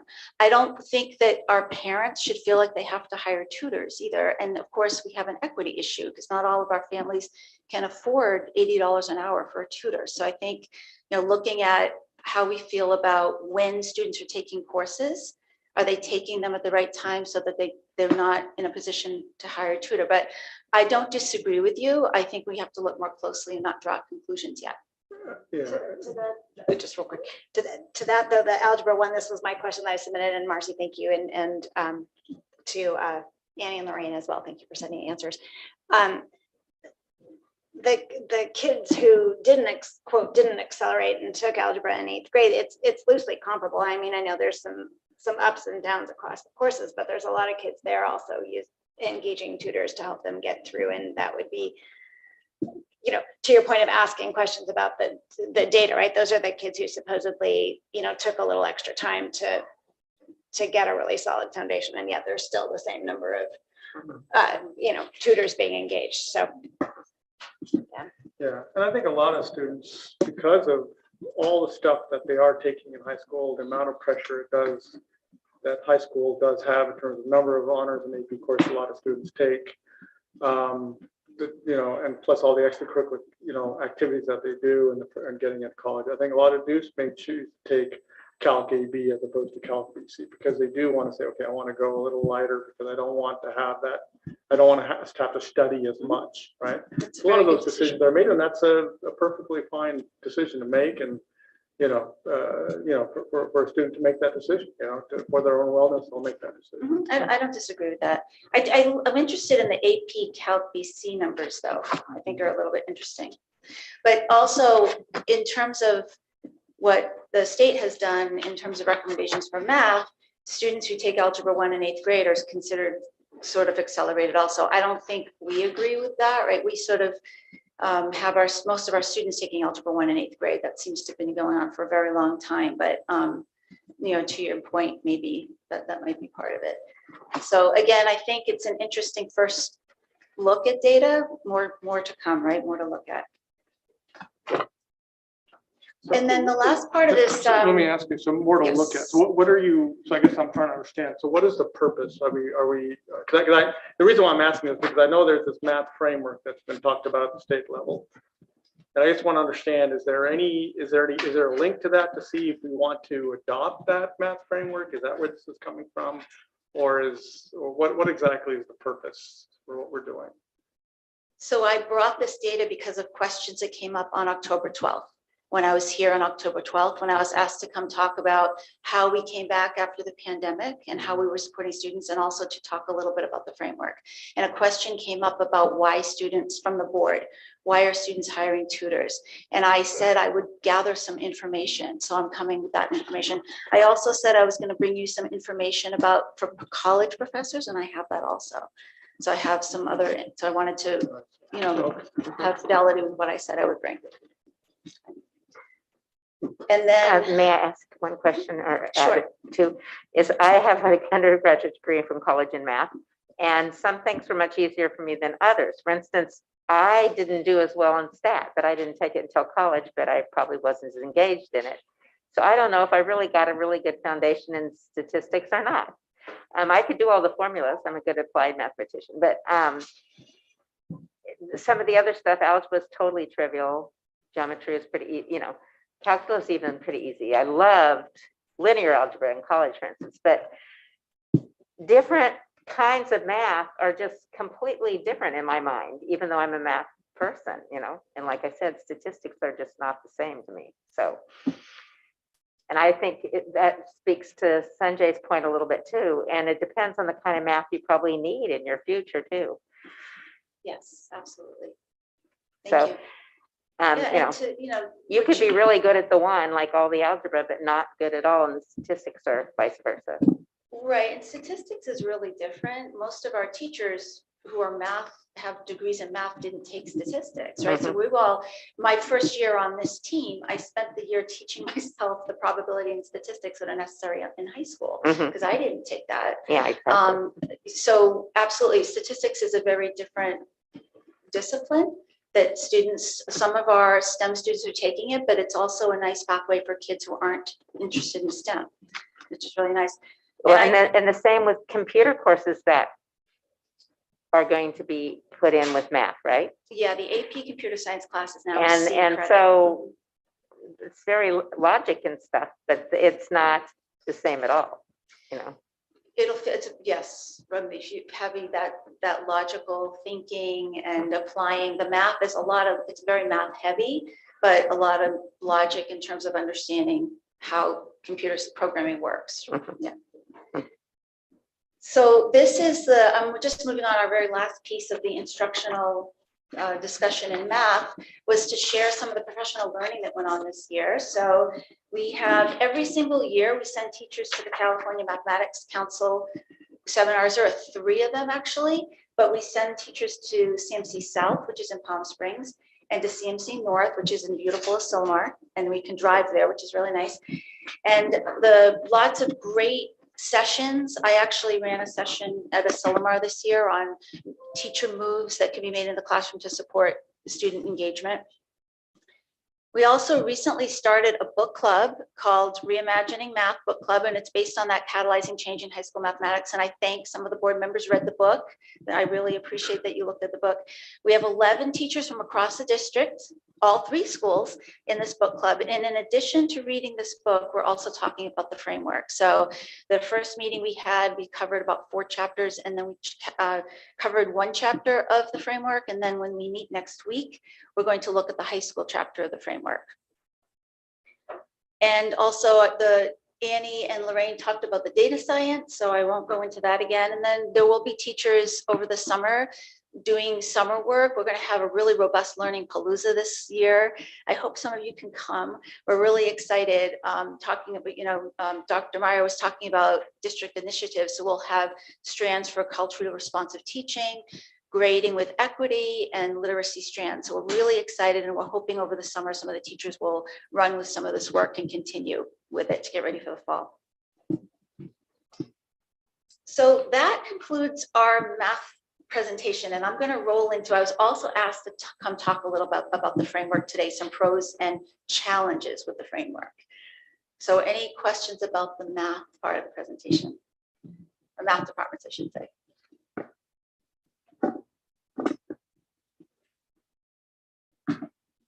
Okay.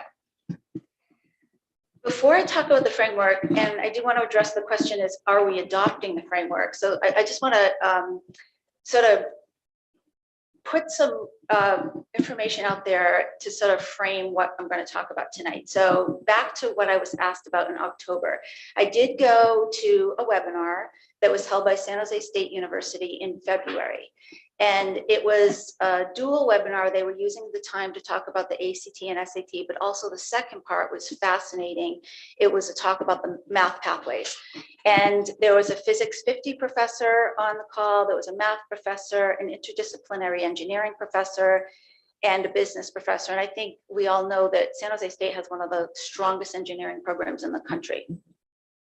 So I wanted to share with you what they were saying about us preparing students for math at the college level. So the physics teacher said that the strongest predictor of success was whether or not the student had been remediated in English. It had nothing to do with math. Study skills are important, and being able to recognize how to apply math. So being given a problem and knowing what tool do I use? And that's one of the mathematical practice standards, being able to use tools effectively, math tools.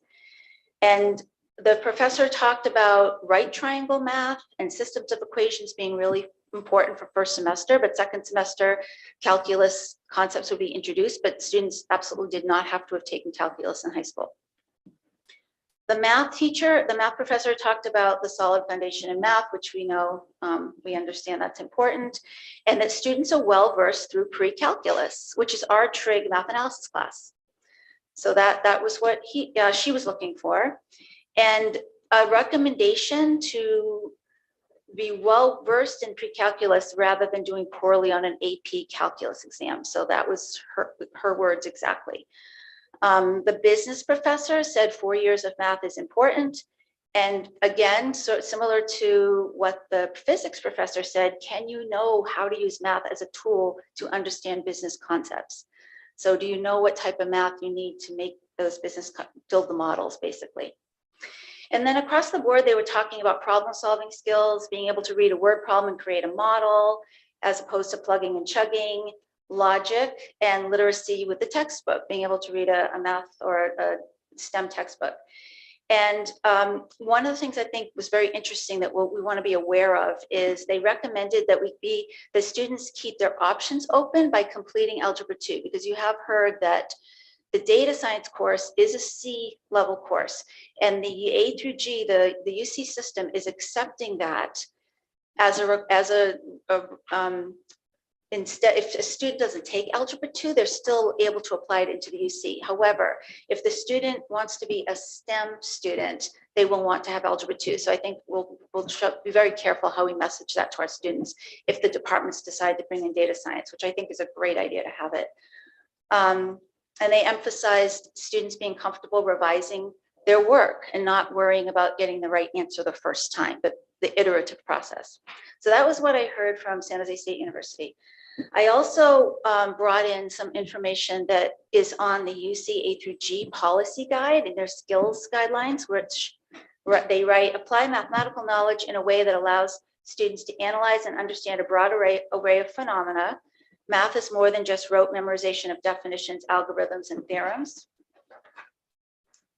Use mathematics to grasp and persevere in solving unfamiliar problems and justify their solutions to those problems based on understanding the purpose behind each concept and skill they apply.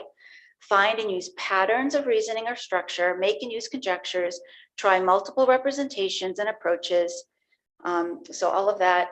and use mathematical models to guide their understanding of the world around us. So it's a big picture of math, right? It's being able to create these models, understanding what math you need to represent the world around us. Then I went to the Stanford website. I'm almost done. And I read their recommendations for applicants. This is their applicant area.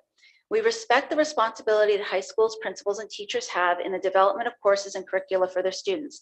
For that reason, we do not have a set of required courses for admission to Stanford. We have found, though, that a curriculum emphasizing depth and breadth across the core academic subjects is the best preparation for the academic rigors at Stanford. So here's their specific math recommendation. 4 years of any rigorous mathematics incorporating a solid grounding in fundamental skills, algebra, geometry, and trig. We also welcome preparation in skills related to statistics, data science, and calculus. So I just want to keep that in mind. I'm going to sort of roll into some information about the framework, but before I do that, I have one more data point to tell you. So we brought some stuff in from the UCs and professors. I have an actual job application question to show you, and you've probably seen it because I know you saw the board notes. So this was somebody I know applied for a job 3 weeks ago, and they were asked this question. What is the rule? 2, 4, 8. And I'm going to let you try it for a second. I hope I have the time to do this. But you're going to respond to this by giving me a sample number sequence that you think works, and I will tell you whether or not your sequence fits the rule. So would anybody like to try? Multiply it by 2. Your sequence fits the rule. Anybody else? Who wants to take a chance? Who's risky? Anybody from over here? Student 3. Take a shot. 3, 6, 9. Your sequence fits the rule.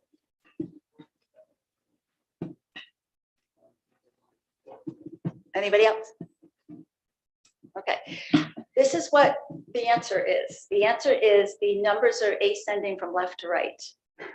So what the employer, yes. So what the employer was looking for was how did the applicant work through the problem, and was the applicant quick to jump to conclusions? Wait, are you telling me the answer was it's an ascending sequence? Yes. Why? I just told you why, because the employer was looking to see how the applicant approached the problem and whether they were quick to jump to conclusions. Is it that jumping to Exactly, that's the same thing. You're jumping to conclusions by saying it's an ascending. No, I'm telling you what the answer was, right? No, So but the answer is. So you're telling me the employer is the crazy? Employer's answer. Well, that's very, okay, how much time do we have? That's so interesting. Because that's that an you said that. assumption too, right? So it's So here's what I will say. So I'm going to tell you how I interpreted this. So I wouldn't work for that guy. Then you're giving up about 200 grand a year as a starting salary. But anyway, here's what I thought. So as a math person, I was jumping to even numbers, doubling, right? The doubling thing.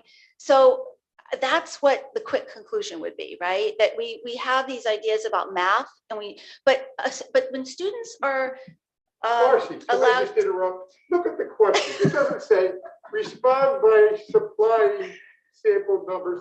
And if it were your answer, it would say, just give me a rule that works. Right. The rule is that the numbers are in ascending order. Yeah, that's what the employer said. That's the rule. Okay, so what they're trying to do is, so they're frustrating the math people in the room right now. I see that. Okay, I see that. Yes, I know. And this is about math, not how to fool your employer. No, it's so actually the reason I'm doing this is because we have a lot of non-STEM kids, right? What does anyone want to guess what the job application was for? I'm going to tell you. It was for a project manager. Oh, that explains everything. Project manager for what? Right. That explains all of industry. Let's move on. Let's move on. All right. I always have fun with all of you. You're awesome. Okay, but wanted to bring that as another example of things are really different. When I applied for my job, I was a software engineer before I became a teacher, and my interview was maybe an hour, and things are different for students today. Our students, when they go into the job market, they're going into multi-day interviews. They're being asked, they're given data sets, and they have to figure out what to do with data sets on the fly. They're being asked questions that are upsetting our board here. So it's a very different world, right? And employers are looking for problem solvers. They're not necessarily looking for the right answers either. They want to see how you're thinking. So it's true. It is, and actually that was true from, I don't know how old you are, but I think I may be older than you, and I had those kind of interviews though, right? I mean, mine was multiple days, multiple hours. Yeah, it's very different. Grueling And interviews. so it's how are you thinking? Are you going to be able to persevere, right? One of the mathematical practice standards. So now I'm going to start talking about the framework. So the California Mathematics Framework Revision is in its second and final draft. This draft was made available a few weeks ago and is open for a 60-day public comment period. As I think you all know, in January, I was appointed by the California Department of Education to the Instructional Quality Commission. This is the branch that reviews curriculum and instruction and made the recommendation that the revised framework go through a second draft process. It is expected that the framework will be approved by the California State Board of Education later this year. So I want to address the question you had about, are we adopting the framework? So the framework is here to guide us in our pedagogy. And I mean, I would like to say we're adopting, but I think what we're doing is we're looking at it really carefully and figuring out how these recommendations can help us support our students. So this framework is, the framework that was in 2013 was similar to this one. However, this one has a much more strong statement in terms of the types of teaching we need to reach all students. So the emphasis is on building strong foundational mathematics before college, and that high school math be accessible to all. So this picture, and I don't want to read this, you can read that yourselves. These are just a couple quotes from the framework. Then the whole framework is talking about pedagogy. There's lots of vignettes. There's a high school chapter, which we haven't seen previously. In previous documentations in math from the state, a lot of times there's a lot of emphasis in the K through 8 space, but there's a lot more attention on high school, given what our kids need to be prepared for in the future. There is talk in this about trying to help students accelerate at the right time. So can the high schools think about offering acceleration at high school when the kids are a little older and maybe more know what their interests are, right? Because when they're in 5th grade, some of them might, but I don't think too many students know what their interests are going to be.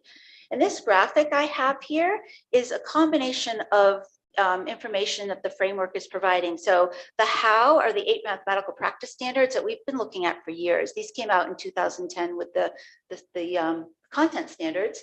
And this is how we engage in math. The what is a new piece, and they drill this down to 4 content connections that you see at the bottom here: communicating stories with data, exploring changing quantities, taking wholes apart, putting parts together, discovering shape and space. So through those connections, you're learning your math content. And then the why are the drivers of investigation. What's the impact on the future? Make sense of the world, predict what could happen. So when you talk about adopting the framework, what we're doing in the departments right now, we're taking a look at it and looking how it can help us understand. So right now in math, if you look at the Algebra 2 curriculum, if you're teaching it standards-based, you have about 24 standards. So if you think you can cover 24 standards, there isn't the time for the in-depth understanding. So what the framework is helping us understand is how to drill down to big ideas so that we could do more of that in-depth understanding with our students. So I guess a couple of quick, one is so on the, okay, go ahead. Okay, so the pros. So pros of the framework, we have equitable access to math through attention to social justice. All through the chapters, they talk about culturally responsive teaching, how when you allow students to make sense of math in their own way, you're opening up math to all students and not just the students who get math quickly. Again, using big ideas and engaging students in math, math sort of like a phenomena before they actually get the math. So for example, presenting a problem, there's a mathematician we all like named Dan Meyer, and he makes these math headaches where he'll show the student something. So one of his TED Talks is he fills a hexagonal container with water. And that's all the students, they watch this thing filling with the holes, and it's very slow and very boring. But then the students have to figure out how much time it's going to take to fill the cylinder. And they don't have any math equations in front of them. So it gets the students to ask the teacher, well, can you tell me about this? Can you tell me about that? So you're engaging the students in a mathematical idea before you present the math. So that's heavy in this framework. Asset-based pedagogies and assessment. So thinking about what can our students do versus what they can't, and really honing in on that. So my students can do this, here's what we're going to work on. Okay, and same thing with our assessments. And then providing open tasks to provide engagement across this complete spectrum of competencies. So an open task that has a low floor, high ceiling, so that students at any level of math will find the math engaging. So those are the recommendations. And not only, the thing I really like what they've done is it's not just recommendations. We have quite a few illustrative mathematics and other big organizations that are putting together whole curriculums to help teachers, because this is a lot of work. And that's where my challenges come in. This is a big shift when we are coming out of still kind of recovering from the No Child Left Behind standards-based teaching, right? And shifting to thinking about big ideas. It's a lot of work. And so also having enough time to restructure what we're doing. So those are the things that I see are challenges. And I hope that we'll be, getting some really good support through this framework, and then also the organizations that are helping develop curriculum to support the framework. So I'm concerned listening to you that the first question you should ask is what's working, what's not. And the things that are working, you should probably leave alone. The things that are not working, you should probably find a way to fix. That's where the framework suggestions might come in handy. But for many students, what we're doing now is working. There are a lot of students who aren't getting tutors, who are getting 5s on BC calculus. To say that they don't understand it means that the AP testing people have merely messed up. They claim they know what they're doing. So I think we really have to think in terms of what's working, what's not, and fix what's not, and keep doing and improving what is. But the idea of a massive restructuring for things that are working suggests to me throwing the baby out with the bathwater. It's not a good idea. I think we should take a look at our district goals of supporting all students in an equitable way and think about where do we have places where we don't have equitable structures. So that's maybe I made it sound like I'm revamping the whole high school curriculum. That wasn't my intention. What I'm interested in is the ideas around supporting all students. So we do have. But haven't we been trying to support all students for 24 years that I've been on the board? Well, maybe we're never going to give up, right? And we're going to be looking for ways to bring students together. Is just a natural one more step in our evolution. It is not a radical rethinking. We have always been trying to help all students. So the types of changes that are being recommended by the framework are the approach to mathematics is a little different. Lorraine talked about the data talks that her team has been doing. What do you see? What do you wonder? So opening up the math for students to share strategies and make sense in the way that makes sense to them versus the way that makes sense to their teacher. So the teacher being more of a facilitator. Now, I don't disagree with you that our higher level math classes perhaps are, I'm not talking about those. I'm talking about the areas where we are trying to figure out how can we have classrooms that are more equitable to all students. And more of our students are earning math credit and not spending more time repeating courses. So yeah, we've been working on that. I agree with you. I think we have some really good resources and some good research. We have the support at the college level for more in-depth understanding. And I think we would all agree, if students have the opportunities to understand math more deeply, they're going to have that in their toolbox. So I have to tell you, this isn't the first time I've heard this story. This sort of gets repeated in cycles. If you ask Regina, she will tell you that we have done this before with a whole different thing. Remember when Singapore math was the big thing? And we did the SBAC and the Common Core. That was all supposed to do exactly what you're talking about now. Help more students get a deeper understanding of a fewer number of concepts. Common Core. So the tests, the SBAC tests are great, but are we preparing I our disagree students with for them? that, by the way. Go ahead.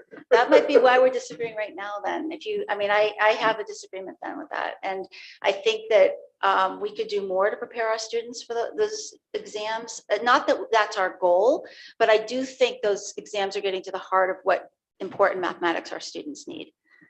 And I think we could do more, and maybe, and I really am focused on our goal of being a more equitable district, and how do we engage all of our students and not just a subset or the students who can So does your afford a concept tutor. of equitable mean that some students who can go faster should not? No, I don't feel that way at all.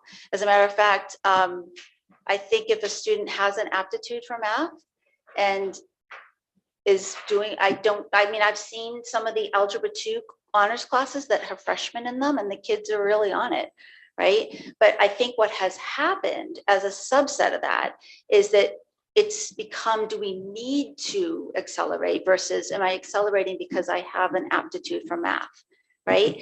And then what we're trying to do now is how do we engage kids in math learning more deeply so that they come to the higher level math classes and it doesn't seem like they haven't learned something, because they have learned it. It's just that the concept hasn't stuck, right? So it's a difference between the deep conceptual understanding versus a rote learning, right?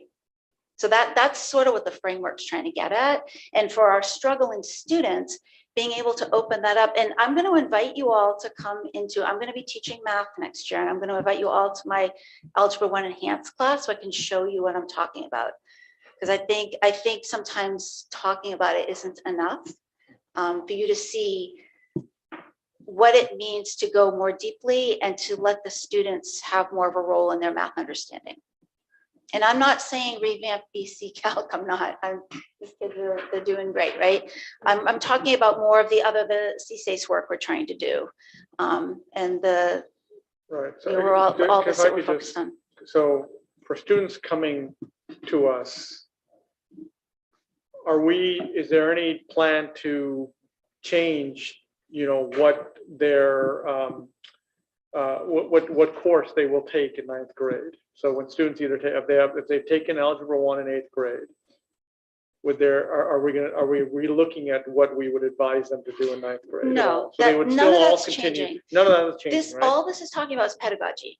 So like I'm a classroom teacher, and the way I'm engaging my students in my classroom is in a way where more students have agency in their math learning versus, and this is a really bad example because I went to high school a very, very long time ago.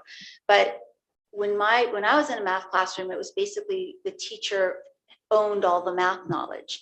And this talks about releasing some of that so that the students are making sense of math. And that's where your culturally responsive teaching comes in, where you're using examples that are relevant to the students, for example, ways that students can engage with math. And I really am focused. I think our focus would really be Algebra 1 geometry and Algebra 2, where students are still struggling in those levels. And how can we think about some shifts in pedagogy to support students? And like I said, I'm not kidding. What is it, 24 standards in Algebra 2? So we've been trying, and it's a lack of time, to think about what are the big ideas that students need to get to the next level of math, and how do we engage more deeply with that?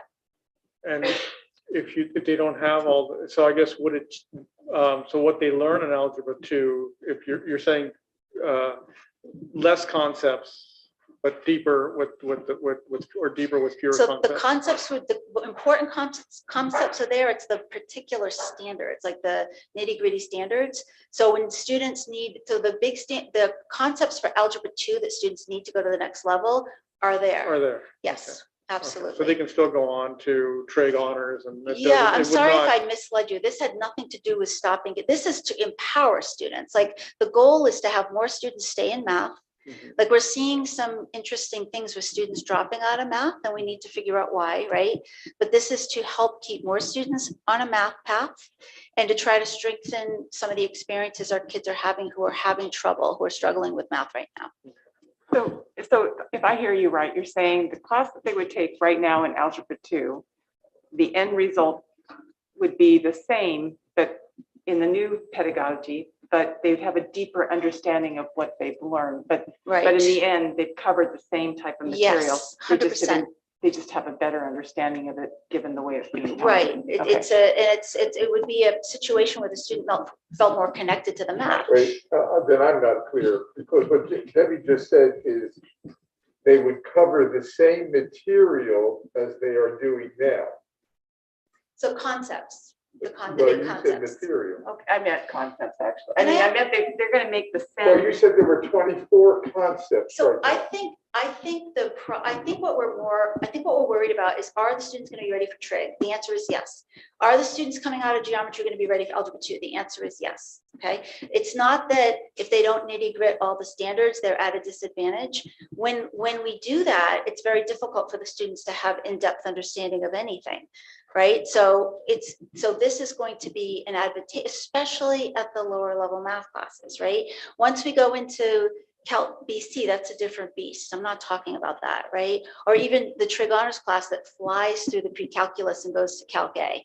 I'm not talking about those courses. I'm talking about our courses where we still have students who are either repeating the courses or just having a really hard time struggling through them, maybe dropping out of math, feeling like they're not good at math.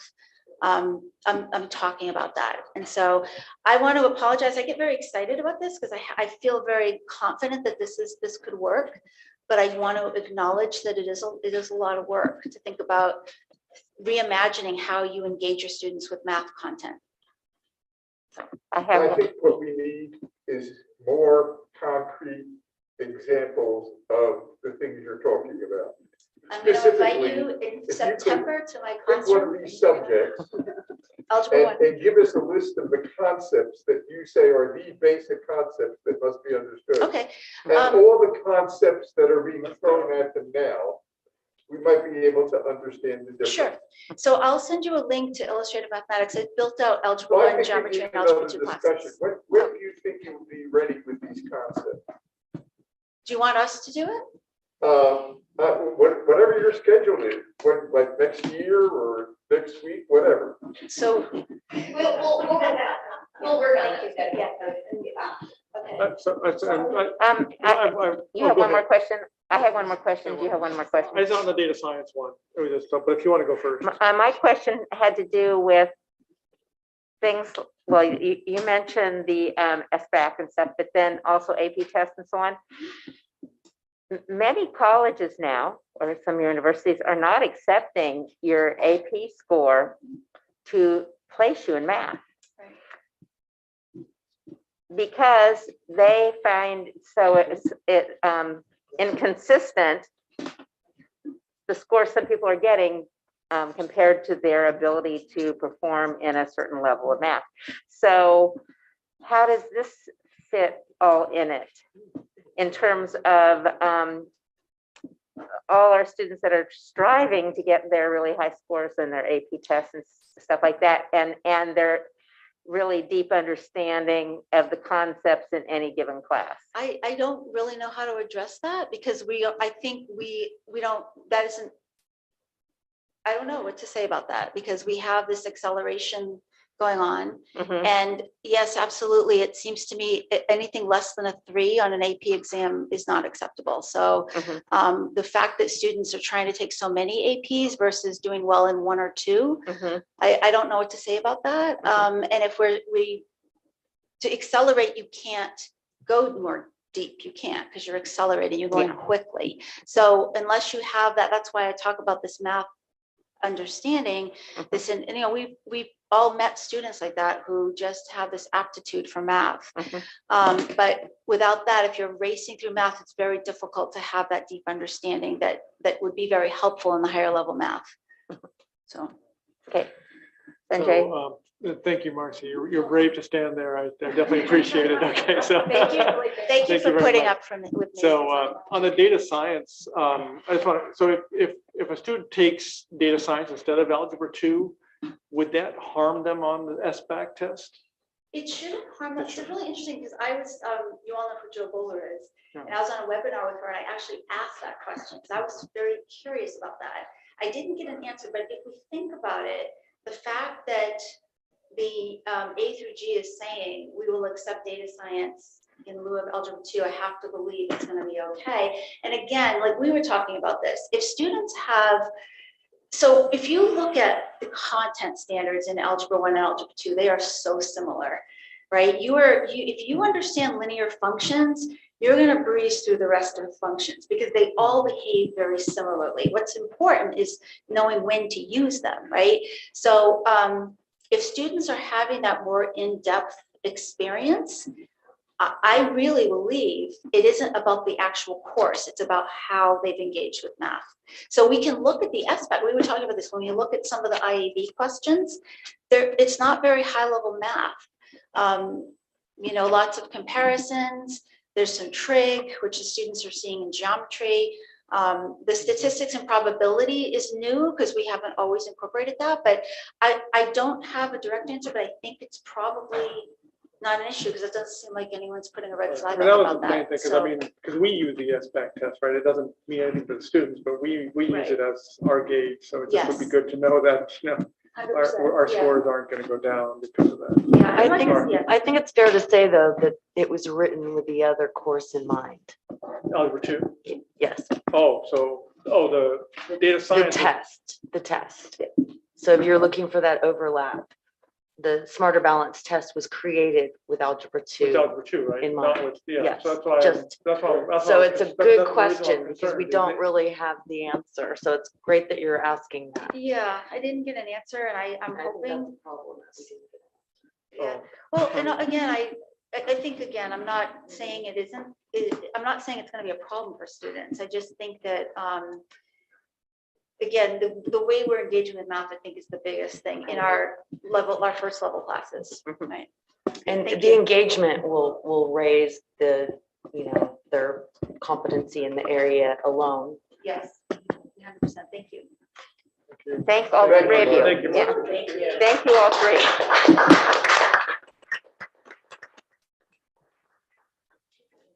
All right, that is,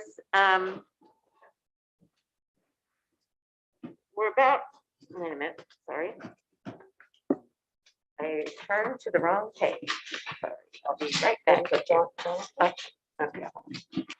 We're ready for 18-2, but I have to say there's an error of omission that we made, and that is to have another personnel recognition.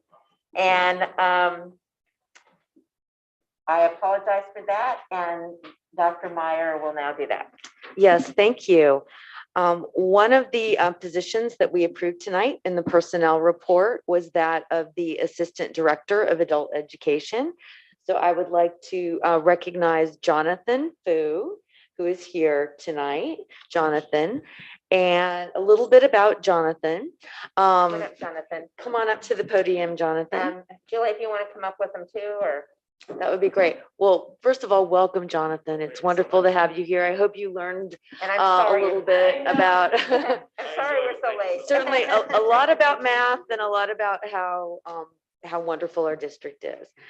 Jonathan comes to us as a previous director at Sequoia High School District, Sequoia Adult School, and he has worked in education for the past 14 years in a variety of organizations, colleges, and universities. He began his career teaching English overseas in Japan. He has his degree from UC Santa Cruz and his master's in teaching English to speakers of other languages from Columbia University and his master's in school administration from Notre Dame. And I think most importantly, he is an alum of Los Altos High School. So Jonathan, we would like to welcome you to the MVLA High School family and good to have you here. Julie or Jonathan, do either one of you have a few things you want to say? I just wanted to say Board of Trustees and cabinet members and district staff and students here, but I'm just honored to be here right now. I'm honored to be selected by the MVLA Adult Schools leadership team, as well as the cabinet members, and so honored to be approved by the Board of Trustees as well. So as an alumni of Los Altos High School, year 2000, so I think maybe Principal Satterwhite, if my memory sort of serves me correctly, Principal Satterwhite was at LHS when I was there as well. So I'm just honored to be here and looking forward to working with Julie and making the adult school sort of like a model for the adult education in the Bay Area and California and nationwide as well. So thank you. Welcome. All right. Thank you so much. We're sorry we kept you so late. Oh, no worries. You see, a lot of other people have gone ahead and left after their parts. No problem. I'm used to other board meetings. Yeah. Thank you so much for coming. And welcome. Now we'll move on to 18.2, the A to G grant first reading. And who would be speaking to that? Sarah will be speaking to that. Thank you and good evening. The A to G completion grant is new this year. It is a one-time funding source that, as the name so nicely describes, it's to support A to G eligibility, A to G completion for our students. The parameters around this and what we propose to do with this money, I'll talk about in just a moment. I do want to just take a brief second and just clarify A to G eligibility. This is what UCs and CSUs look for in terms of even determining the preliminary steps of the college admission process. It is a requirement that students take, first of all, courses that have gone through the UC Doorways approval process that says it needs a certain level of rigor of competence and rigor of that high school level.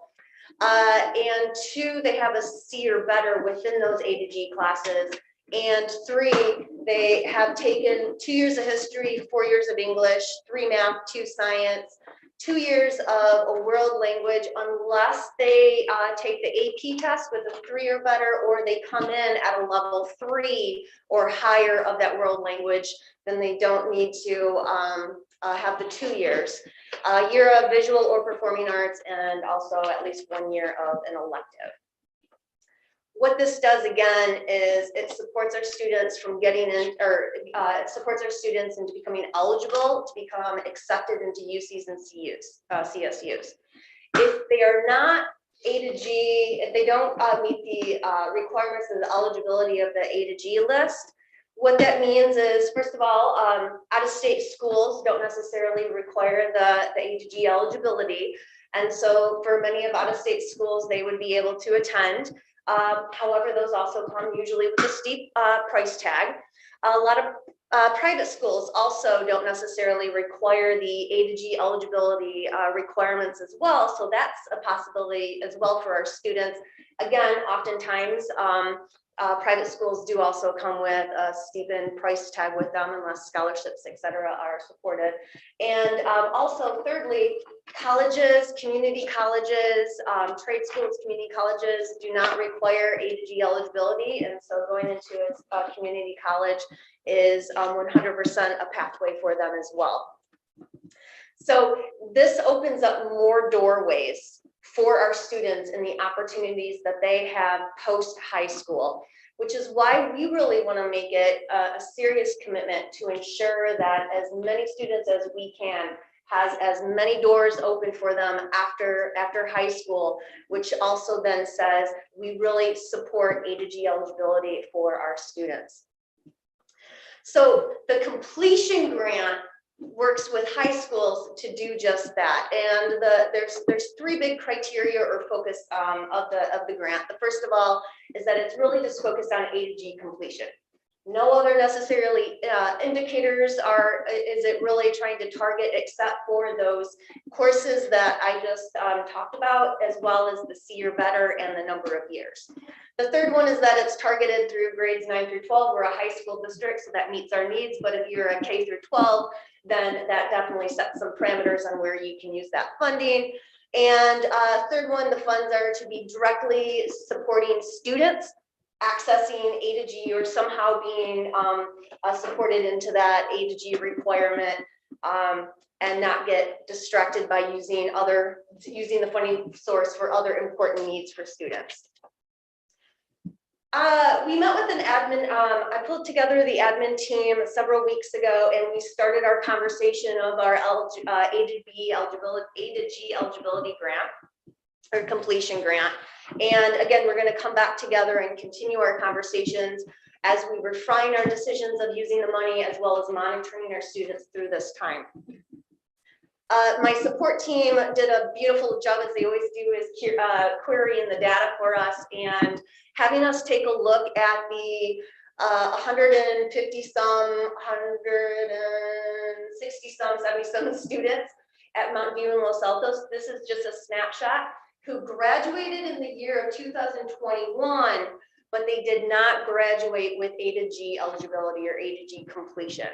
And so we looked at that as a snapshot or a possible trend that we may see year after year. There's a lot more data on it than what you see up here, but this is what we really saw as kind of a quick deep dive into who are the students that are struggling to meet the eligibility of A to G completion. And we broke it into two main categories. Our SPED category, you can see that 20% or 19% of what we call our resource students did not meet, out of the 98 or 74, did not meet that A to G eligibility. Again, resource means that for a large chunk of classes, our resource students are in our gen ed classes. Sometimes they get pulled into SAI classes because there is a need there, and SAI classes are not A to G approved. So a student could have an SAI English or math and get the high school graduation requirement for that English class, but they don't get the A to G approval. So are not going to be able to complete the completion then. So plenty of our resource students, again, are in special ed for the challenge or the disability that qualifies them, but are also in a large percentage of our A to G type classes. SAI students are in a study skills class, and a lot of their classes that they take throughout their high school are non-A to G approved classes. And so it'd be very difficult for our SAI type special education students to meet A to G completion unless we brought in a lot of co-teaching that would be able to bring them into that gen ed. And even at that time, some of our students may still struggle in that co-teaching type environment because it's a gen ed class. And then you can see 60% and 74% of our students that did not meet A to G completion were not in a special ed or did not qualify for special ed. And then if we drop to language development, you could see our reclassified compared to our English learners, compared to our fluent learners and our English only learners. So this gave us an idea of the students that are struggling to meet A to G completion. Again, I just wanted to mention right now with our ELs, and this isn't just MVLA, this is district-wide, English language development levels 1, 2, and 3 are typically not A to G approved. They can get English credit for graduation, but they're not able to make that A to G eligibility requirement. And so some of the courses that currently we have set up for our students, and this also applies to our science ELL and our civics and econ or US history ELL, they give them the graduation requirement from MVLA, but not the A to G completion. And so when we look at our limited, it's not because they're not getting a C or better in these courses, it's that the courses that they're taking are not A to G completion. And those are conversations that we can also be having in the future as we take a look at, oops, sorry, I'm going all over the place, the courses that we set up for our EL students. So the reclassified, I guess, is there, I mean, does it mean that maybe we're reclassifying too soon? No, that's a really good question. So without digging too deep into the reclassified, one, they need to be reclassified, let's say their junior or senior year at MVLA. And so a portion of the classes that they've already been taking in high school have been classes that are not A to G approved. But when we also dig into some other board indicators, as we've all had these conversations before, we do see that our reclassifieds are typically a group of students that are struggling to make the C or better, the GPA. And so accessing courses or college level courses has been or is a challenge. And it's actually an area of focus as well that we're going to talk about in just a moment. And Sanjay, the reclassification bar is still below grade level. So that's part of the problem. So they live in this gap. Oh, thank you for answering that specific question. I think the reclassification level for reading is either 7th or 8th grade. So as it becomes more and more complicated, it becomes more and more difficult to pass. May I ask a question too? You did last year, graduates. I wonder what factor COVID, distance learning did to these numbers, or do you know? Good question. When we looked at our board indicators from this year and the past years, as far as A to G completion, we did not see a huge shift. One of the reasons is, well, I was just going to say it's because we did the credit, no credit, and pass fail, but that wouldn't have applied for all of this. But we haven't seen a huge shift in the A to G completion numbers from 2020, 2019, and the 2021. So again, we met with the Mountain View High School and the Los Altos administrative teams, and we went in the breakout rooms and we studied the data and we talked about, our current programs and ways that we could use this money to really start to funnel in and see what we could do to shift the needle on A to G completion. There's a couple of areas that we kind of created categories, if you will. One is the here and the now of the students who are not A to G eligible that can be, and what can we do to get them to that A to G eligibility as best as we can with this funding. The second one is then also, let's just talk long-term, right? When we look at this data, what are the trends that we're seeing that are potential barriers that we haven't quite overcome yet, and what can we do for that? And then the third one is really just going into our transcripts and our course codes and our course, what do I want to call it, approval processes, and see if there's anything that we're overlooking, if there's not an A to G course that we could reapply for, or if everything is coded correctly so it's getting put into the transcripts and the A to G approval correctly. So those are the three big categories. Number one we looked at was professional development, specifically focusing on our RFEP. So this is a program that's really about supporting ELs and reclassified students and accessing the literacy, and again, literacy is not just reading. It's about writing, it's about speaking, it's about literacy, it's about giving the tools to access the conversations or the lab reports or the Serpetic seminars, et cetera, with very structured, evidence-based, reclassified, student-tailored tools. The second one that we looked at is about increasing our services with tutor.com. We have a fabulous Thank You Foundation tutorial center during the day. They do push-in help. Students come to them for support. But once school ends or the after school library hours ends and you're home, you're studying, you're trying to do your work, and you come to a question and mom and dad may not be sure on how to help you either, we have a tutor.com. Currently, we have it really focused on our avid students and our supervised study students. This will open it up to all students. We'll put a cap around 300 minutes per student, but it gives that 24 hours access. Again, that supports all students, but it also really helps our students who goes home and finds that they are struggling with homework and are not sure how to do that next step. And now they have that 24-hour access to help them with that piece.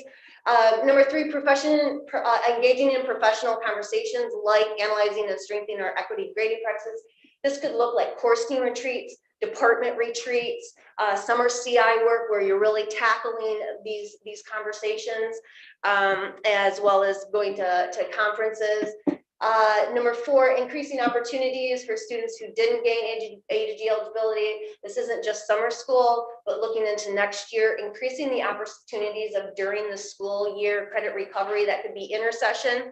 That could be a student doesn't have a 4th period as an example currently. You don't have a 4th period, you have a free period to go to the library and do some work. We could set structures in there so that we're targeting those particular students and setting them up in a structured place to work on credit recovery as a few other examples. Provide professional learning for high school counseling and staff, support staff related to transcripts audits. I mentioned that as one of those 3rd categories. And number 6, I put that in there. We do provide financial assistance on testings.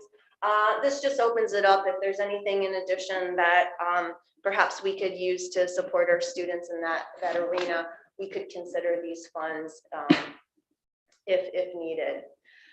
There is monitoring that comes from this. So, you know, part of what we're going to be doing, as we should and always do, is monitor the data to see which of these or any of these, are they moving the needle? Which one seems to be moving the needle for what set of data points? And again, that's where our site teams also need to form a coalition over the next couple of years. So you can see when our reporting requirements are due, to really take a strong look and say, hey, we had this $555,000. We really targeted to some very specific areas where we felt could help that A to G completion with a group of students that we're targeting. Looking at our data, have we seen any significant movements with our RFEPs as an example in these areas? And that is the purpose of the A to G completion grant. The grant that I wrote you, that's also in your binder, just goes a little bit more into detail on this. Including ways to give access to A to G classes. Dr. Meyer talked earlier about increasing the CTE and dual enrollment classes on our campus as a strong means of providing work-based, interesting, connected college and career A to G approved classes for our students. Is you know, another example of access. And a couple other items there that were on the grant that I touched up on in this presentation. And so I have to say the state has been very generous with supporting schools in a lot of very important initiatives over the last couple of years. And I appreciate our team of always coming together and working together on, look, we have this money, we have a need too, and it's taking extra time and effort on all of our parts to do this, but it's for the right reason. And here's just one more example of a great use of very targeted funds to support a very important cause, A to G completion for our students. So thank you for your time. And just to clarify, today was, like Catherine mentioned, was the first reading. And then the approval comes from the next meeting. I like it, and it will, if we have any more questions between now and second reading, we'll certainly let you know. Do people have questions for her now? So I just wanted to know, when you submitted, when did the funding actually come? When would you actually be implementing the programs? So the implementation starts this year, right? And so I'll have to double check when we actually get the funding, and I'm looking at Mike, we didn't have this particular conversation. We do not submit our grant to, we just posted on our website, we don't have to submit our grant to CDE or to our county. Although I have been in conversations with our county about our grant approval. But I do need to find out when we actually get the funding for that. Mike, I don't know if you have a quick answer. Yeah, I'm on the CD right now because it has the allocation. It doesn't have a date, just says the first apportionment letter coming soon. So I would expect next fiscal year, right after July 1st. So a lot of these things we can start getting in place. But if I find out otherwise, I can get some this year, I'll let you know. All right, that's all right. So it's like 4 years for $550,000, right? Ish, right? Okay, that's good. You beat me to it, Debbie, because that was gonna be my question. Oh, yeah. Is, when is it gonna be in our budget? So that would be in next year's budget, Mike? Yeah, correct. But according to everything that I talked about with the CDE is start now, right? You have students that are graduating right now. Is there anybody who's not A to G, or are there students that are gonna be seniors next year? What can you start now so that their next year, we are getting them as close to completion as possible, and we're not, running around and trying to put out little flyers with getting them A to G complete within the last 6 months of their high school. And when we You can budget budget it. yeah. Dr. Meyer was gonna say, you can budget it and expend it this year, even if you don't get the cash till next year. It's accrual versus cash basis, so. Yeah. Okay, good. Good to know. Thank you, everybody. Thank you so much. And I love stuff like this. Supporting your students in an equitable way, and so on. All right, next, 18.3 is a public hearing. This is something that we have to do for certain topics that the board, that come to the board, that we have to have a public hearing on that topic. So I will adjourn the regular meeting at 9:42 and open the public hearing. This is a public hearing on the disclosure of the proposed salary schedules for all the categories of employees. So is anyone want to speak to that at the beginning of the hearing or not? No? Okay. All right. Does any board member have anything to say in the public hearing? No, it's for the public to say. So hearing no one in the audience that wants to speak to this, I will close the public hearing at 9:43 and reopen the general meeting and move on to 18.4. The approval of the proposed 22-23 salary schedules for all of the categories of employees. Does anyone have questions or comments or? I move that we approve the salary schedules for 22-23 as presented. Thank you. Fiona moves and Debbie seconds this recommendation, approval of the salary schedule. Is there any other comments by the board? Is there any other public comments on this item before we vote? Okay. The student members have one home, so I don't need to ask them anything. So I will say, all those in favor say aye. Aye. Aye. Opposed? That is a 5-0. Okay, now we have a resolution, 18.5, resolution 2122-38, developer impact fee adjustment. Does anyone want to Did staff want to speak to that or not? I move that we Thank you. approve. Thank you. Resolution Second. 21, Okay. We're getting tired, aren't we? Mike gave us a write-up too. Yeah, Yeah, we got a little very- right, yeah. very I good seconded write-up. it, Catherine. Huh? I You're seconded seconding it. Okay, Sanjay moved in, Fiona second, the resolution. No more discussion. All those in favor say aye. Aye. Aye. Opposed? None. So that is a 5-0. Moving right along.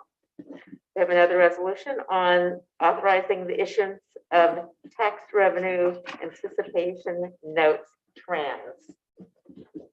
I move approval of resolution 21/22-37 to authorize issuance of tax revenue anticipation notes. Second. Okay, moved by Phil, second by Fiona. All those in favor say aye. Aye. All those opposed? 5-0.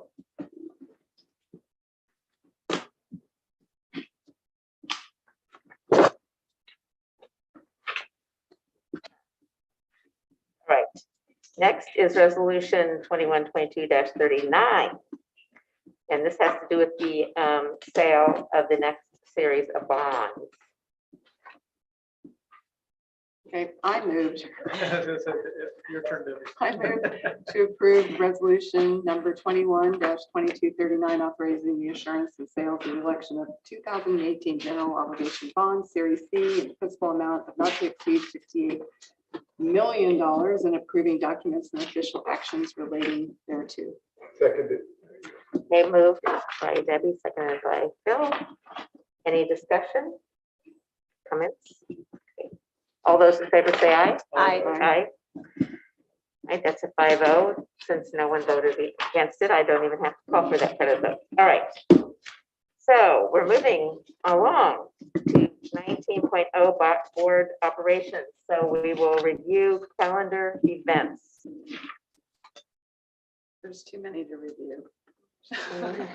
There's a lot of There's a lot, calendar starting with events. Partnership Council tomorrow, which Yeah. Catherine and I will be at, and several other people in the room. And just for the audience, there's several more board meetings coming up. There's also celebrations, award ceremonies, graduations coming up in not too distant future. And the foundation is going to give us their donation for the year coming up in a few days. So there's a lot of celebrations and year-end wrap-up kind of things we're going to be doing. Challenge team breakfast. Oh, yeah. Challenge team. Next 2 weeks. Two The weeks. 12th or something. Hoffman yeah. or- That's the 12th. I'm not Okay. on Hoffman. Is others going to Hoffman? I'm going to Yeah, Hoffman. Hoffman, The 11th, the day before. What was the third? No, Athena. Yeah. Oh, Athena's the 13th. That's right. It's like 3 days in a row. So we have a lot of it, like I said, a lot of award ceremonies and so on coming up for various organizations. Challenge team. Yeah. Did we RSVP already to you, Debbie? For what? For all those? Yeah, okay, good. Yeah. Good. Okay. No more comments on events. Moving on to communications, correspondence. Does anyone have any to share? I do. We received a letter from the CDE that stated during their January 2022 meeting, they approved our comprehensive support improvement plan for Alta Vista High School. So our plan that we put in place that was presented has been approved. So they just sent us notice of this on March 23rd. And then a second communication, great news, and thank yous to our budget department and business department. They have approved our positive certification of our MVLA second interim budget. And so a letter from Mary Ann Dewan as well. I want to go back to the calendar events. Fiona and I will be meeting with the Alta Vista WASP team. Oh, yeah. on Oh, that's right. Monday. Yeah, Monday morning. We've been invited to talk to WASP. So That's great. yay.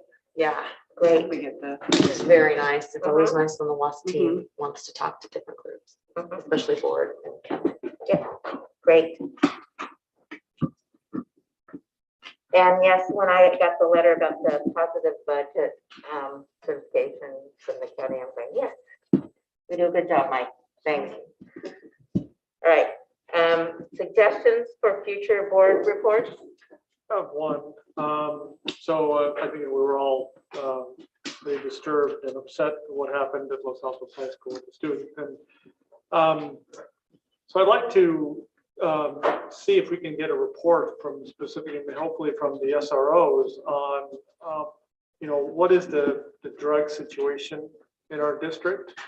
From what I've understood, this young lady is, somehow she was able to obtain fentanyl from the dark web. That's what I was told. I don't know if that's true or not, but I've heard that from a number of her friends, parents that are friends with her. So, but that's what I'm hearing, and maybe you've heard something different. But anyway, but regardless, I'd like to understand if there's a way we can understand what is the current status, what is being done about it, and this is something if maybe the SROs are the ones with the feet on the ground, give us maybe a kind of report on that. So I think it would be a good understanding for us to have. We have Lieutenant Frank at our own MVPD. Frank St. Clair is the head of the Santa Clara County Narcotics, the fentanyl task force, Oh, really? the police task force. That's right. Yeah. So He's great. perhaps Lieutenant I Frank can is great. talk to you about his contact information. Sure. Okay, definitely I can take that to staff and we can see what kind of report, certainly timely and important.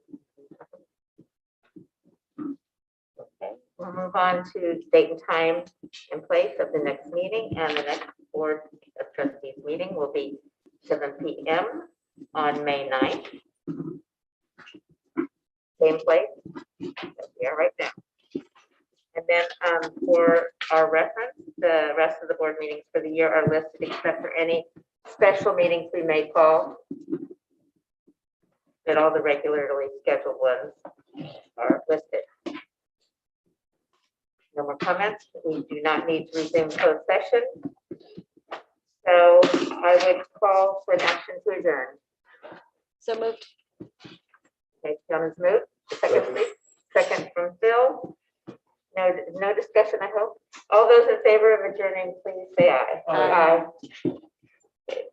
That is a unanimous 5-0 vote to adjourn. The meeting is adjourned at 9:51. Thank you. Thank you.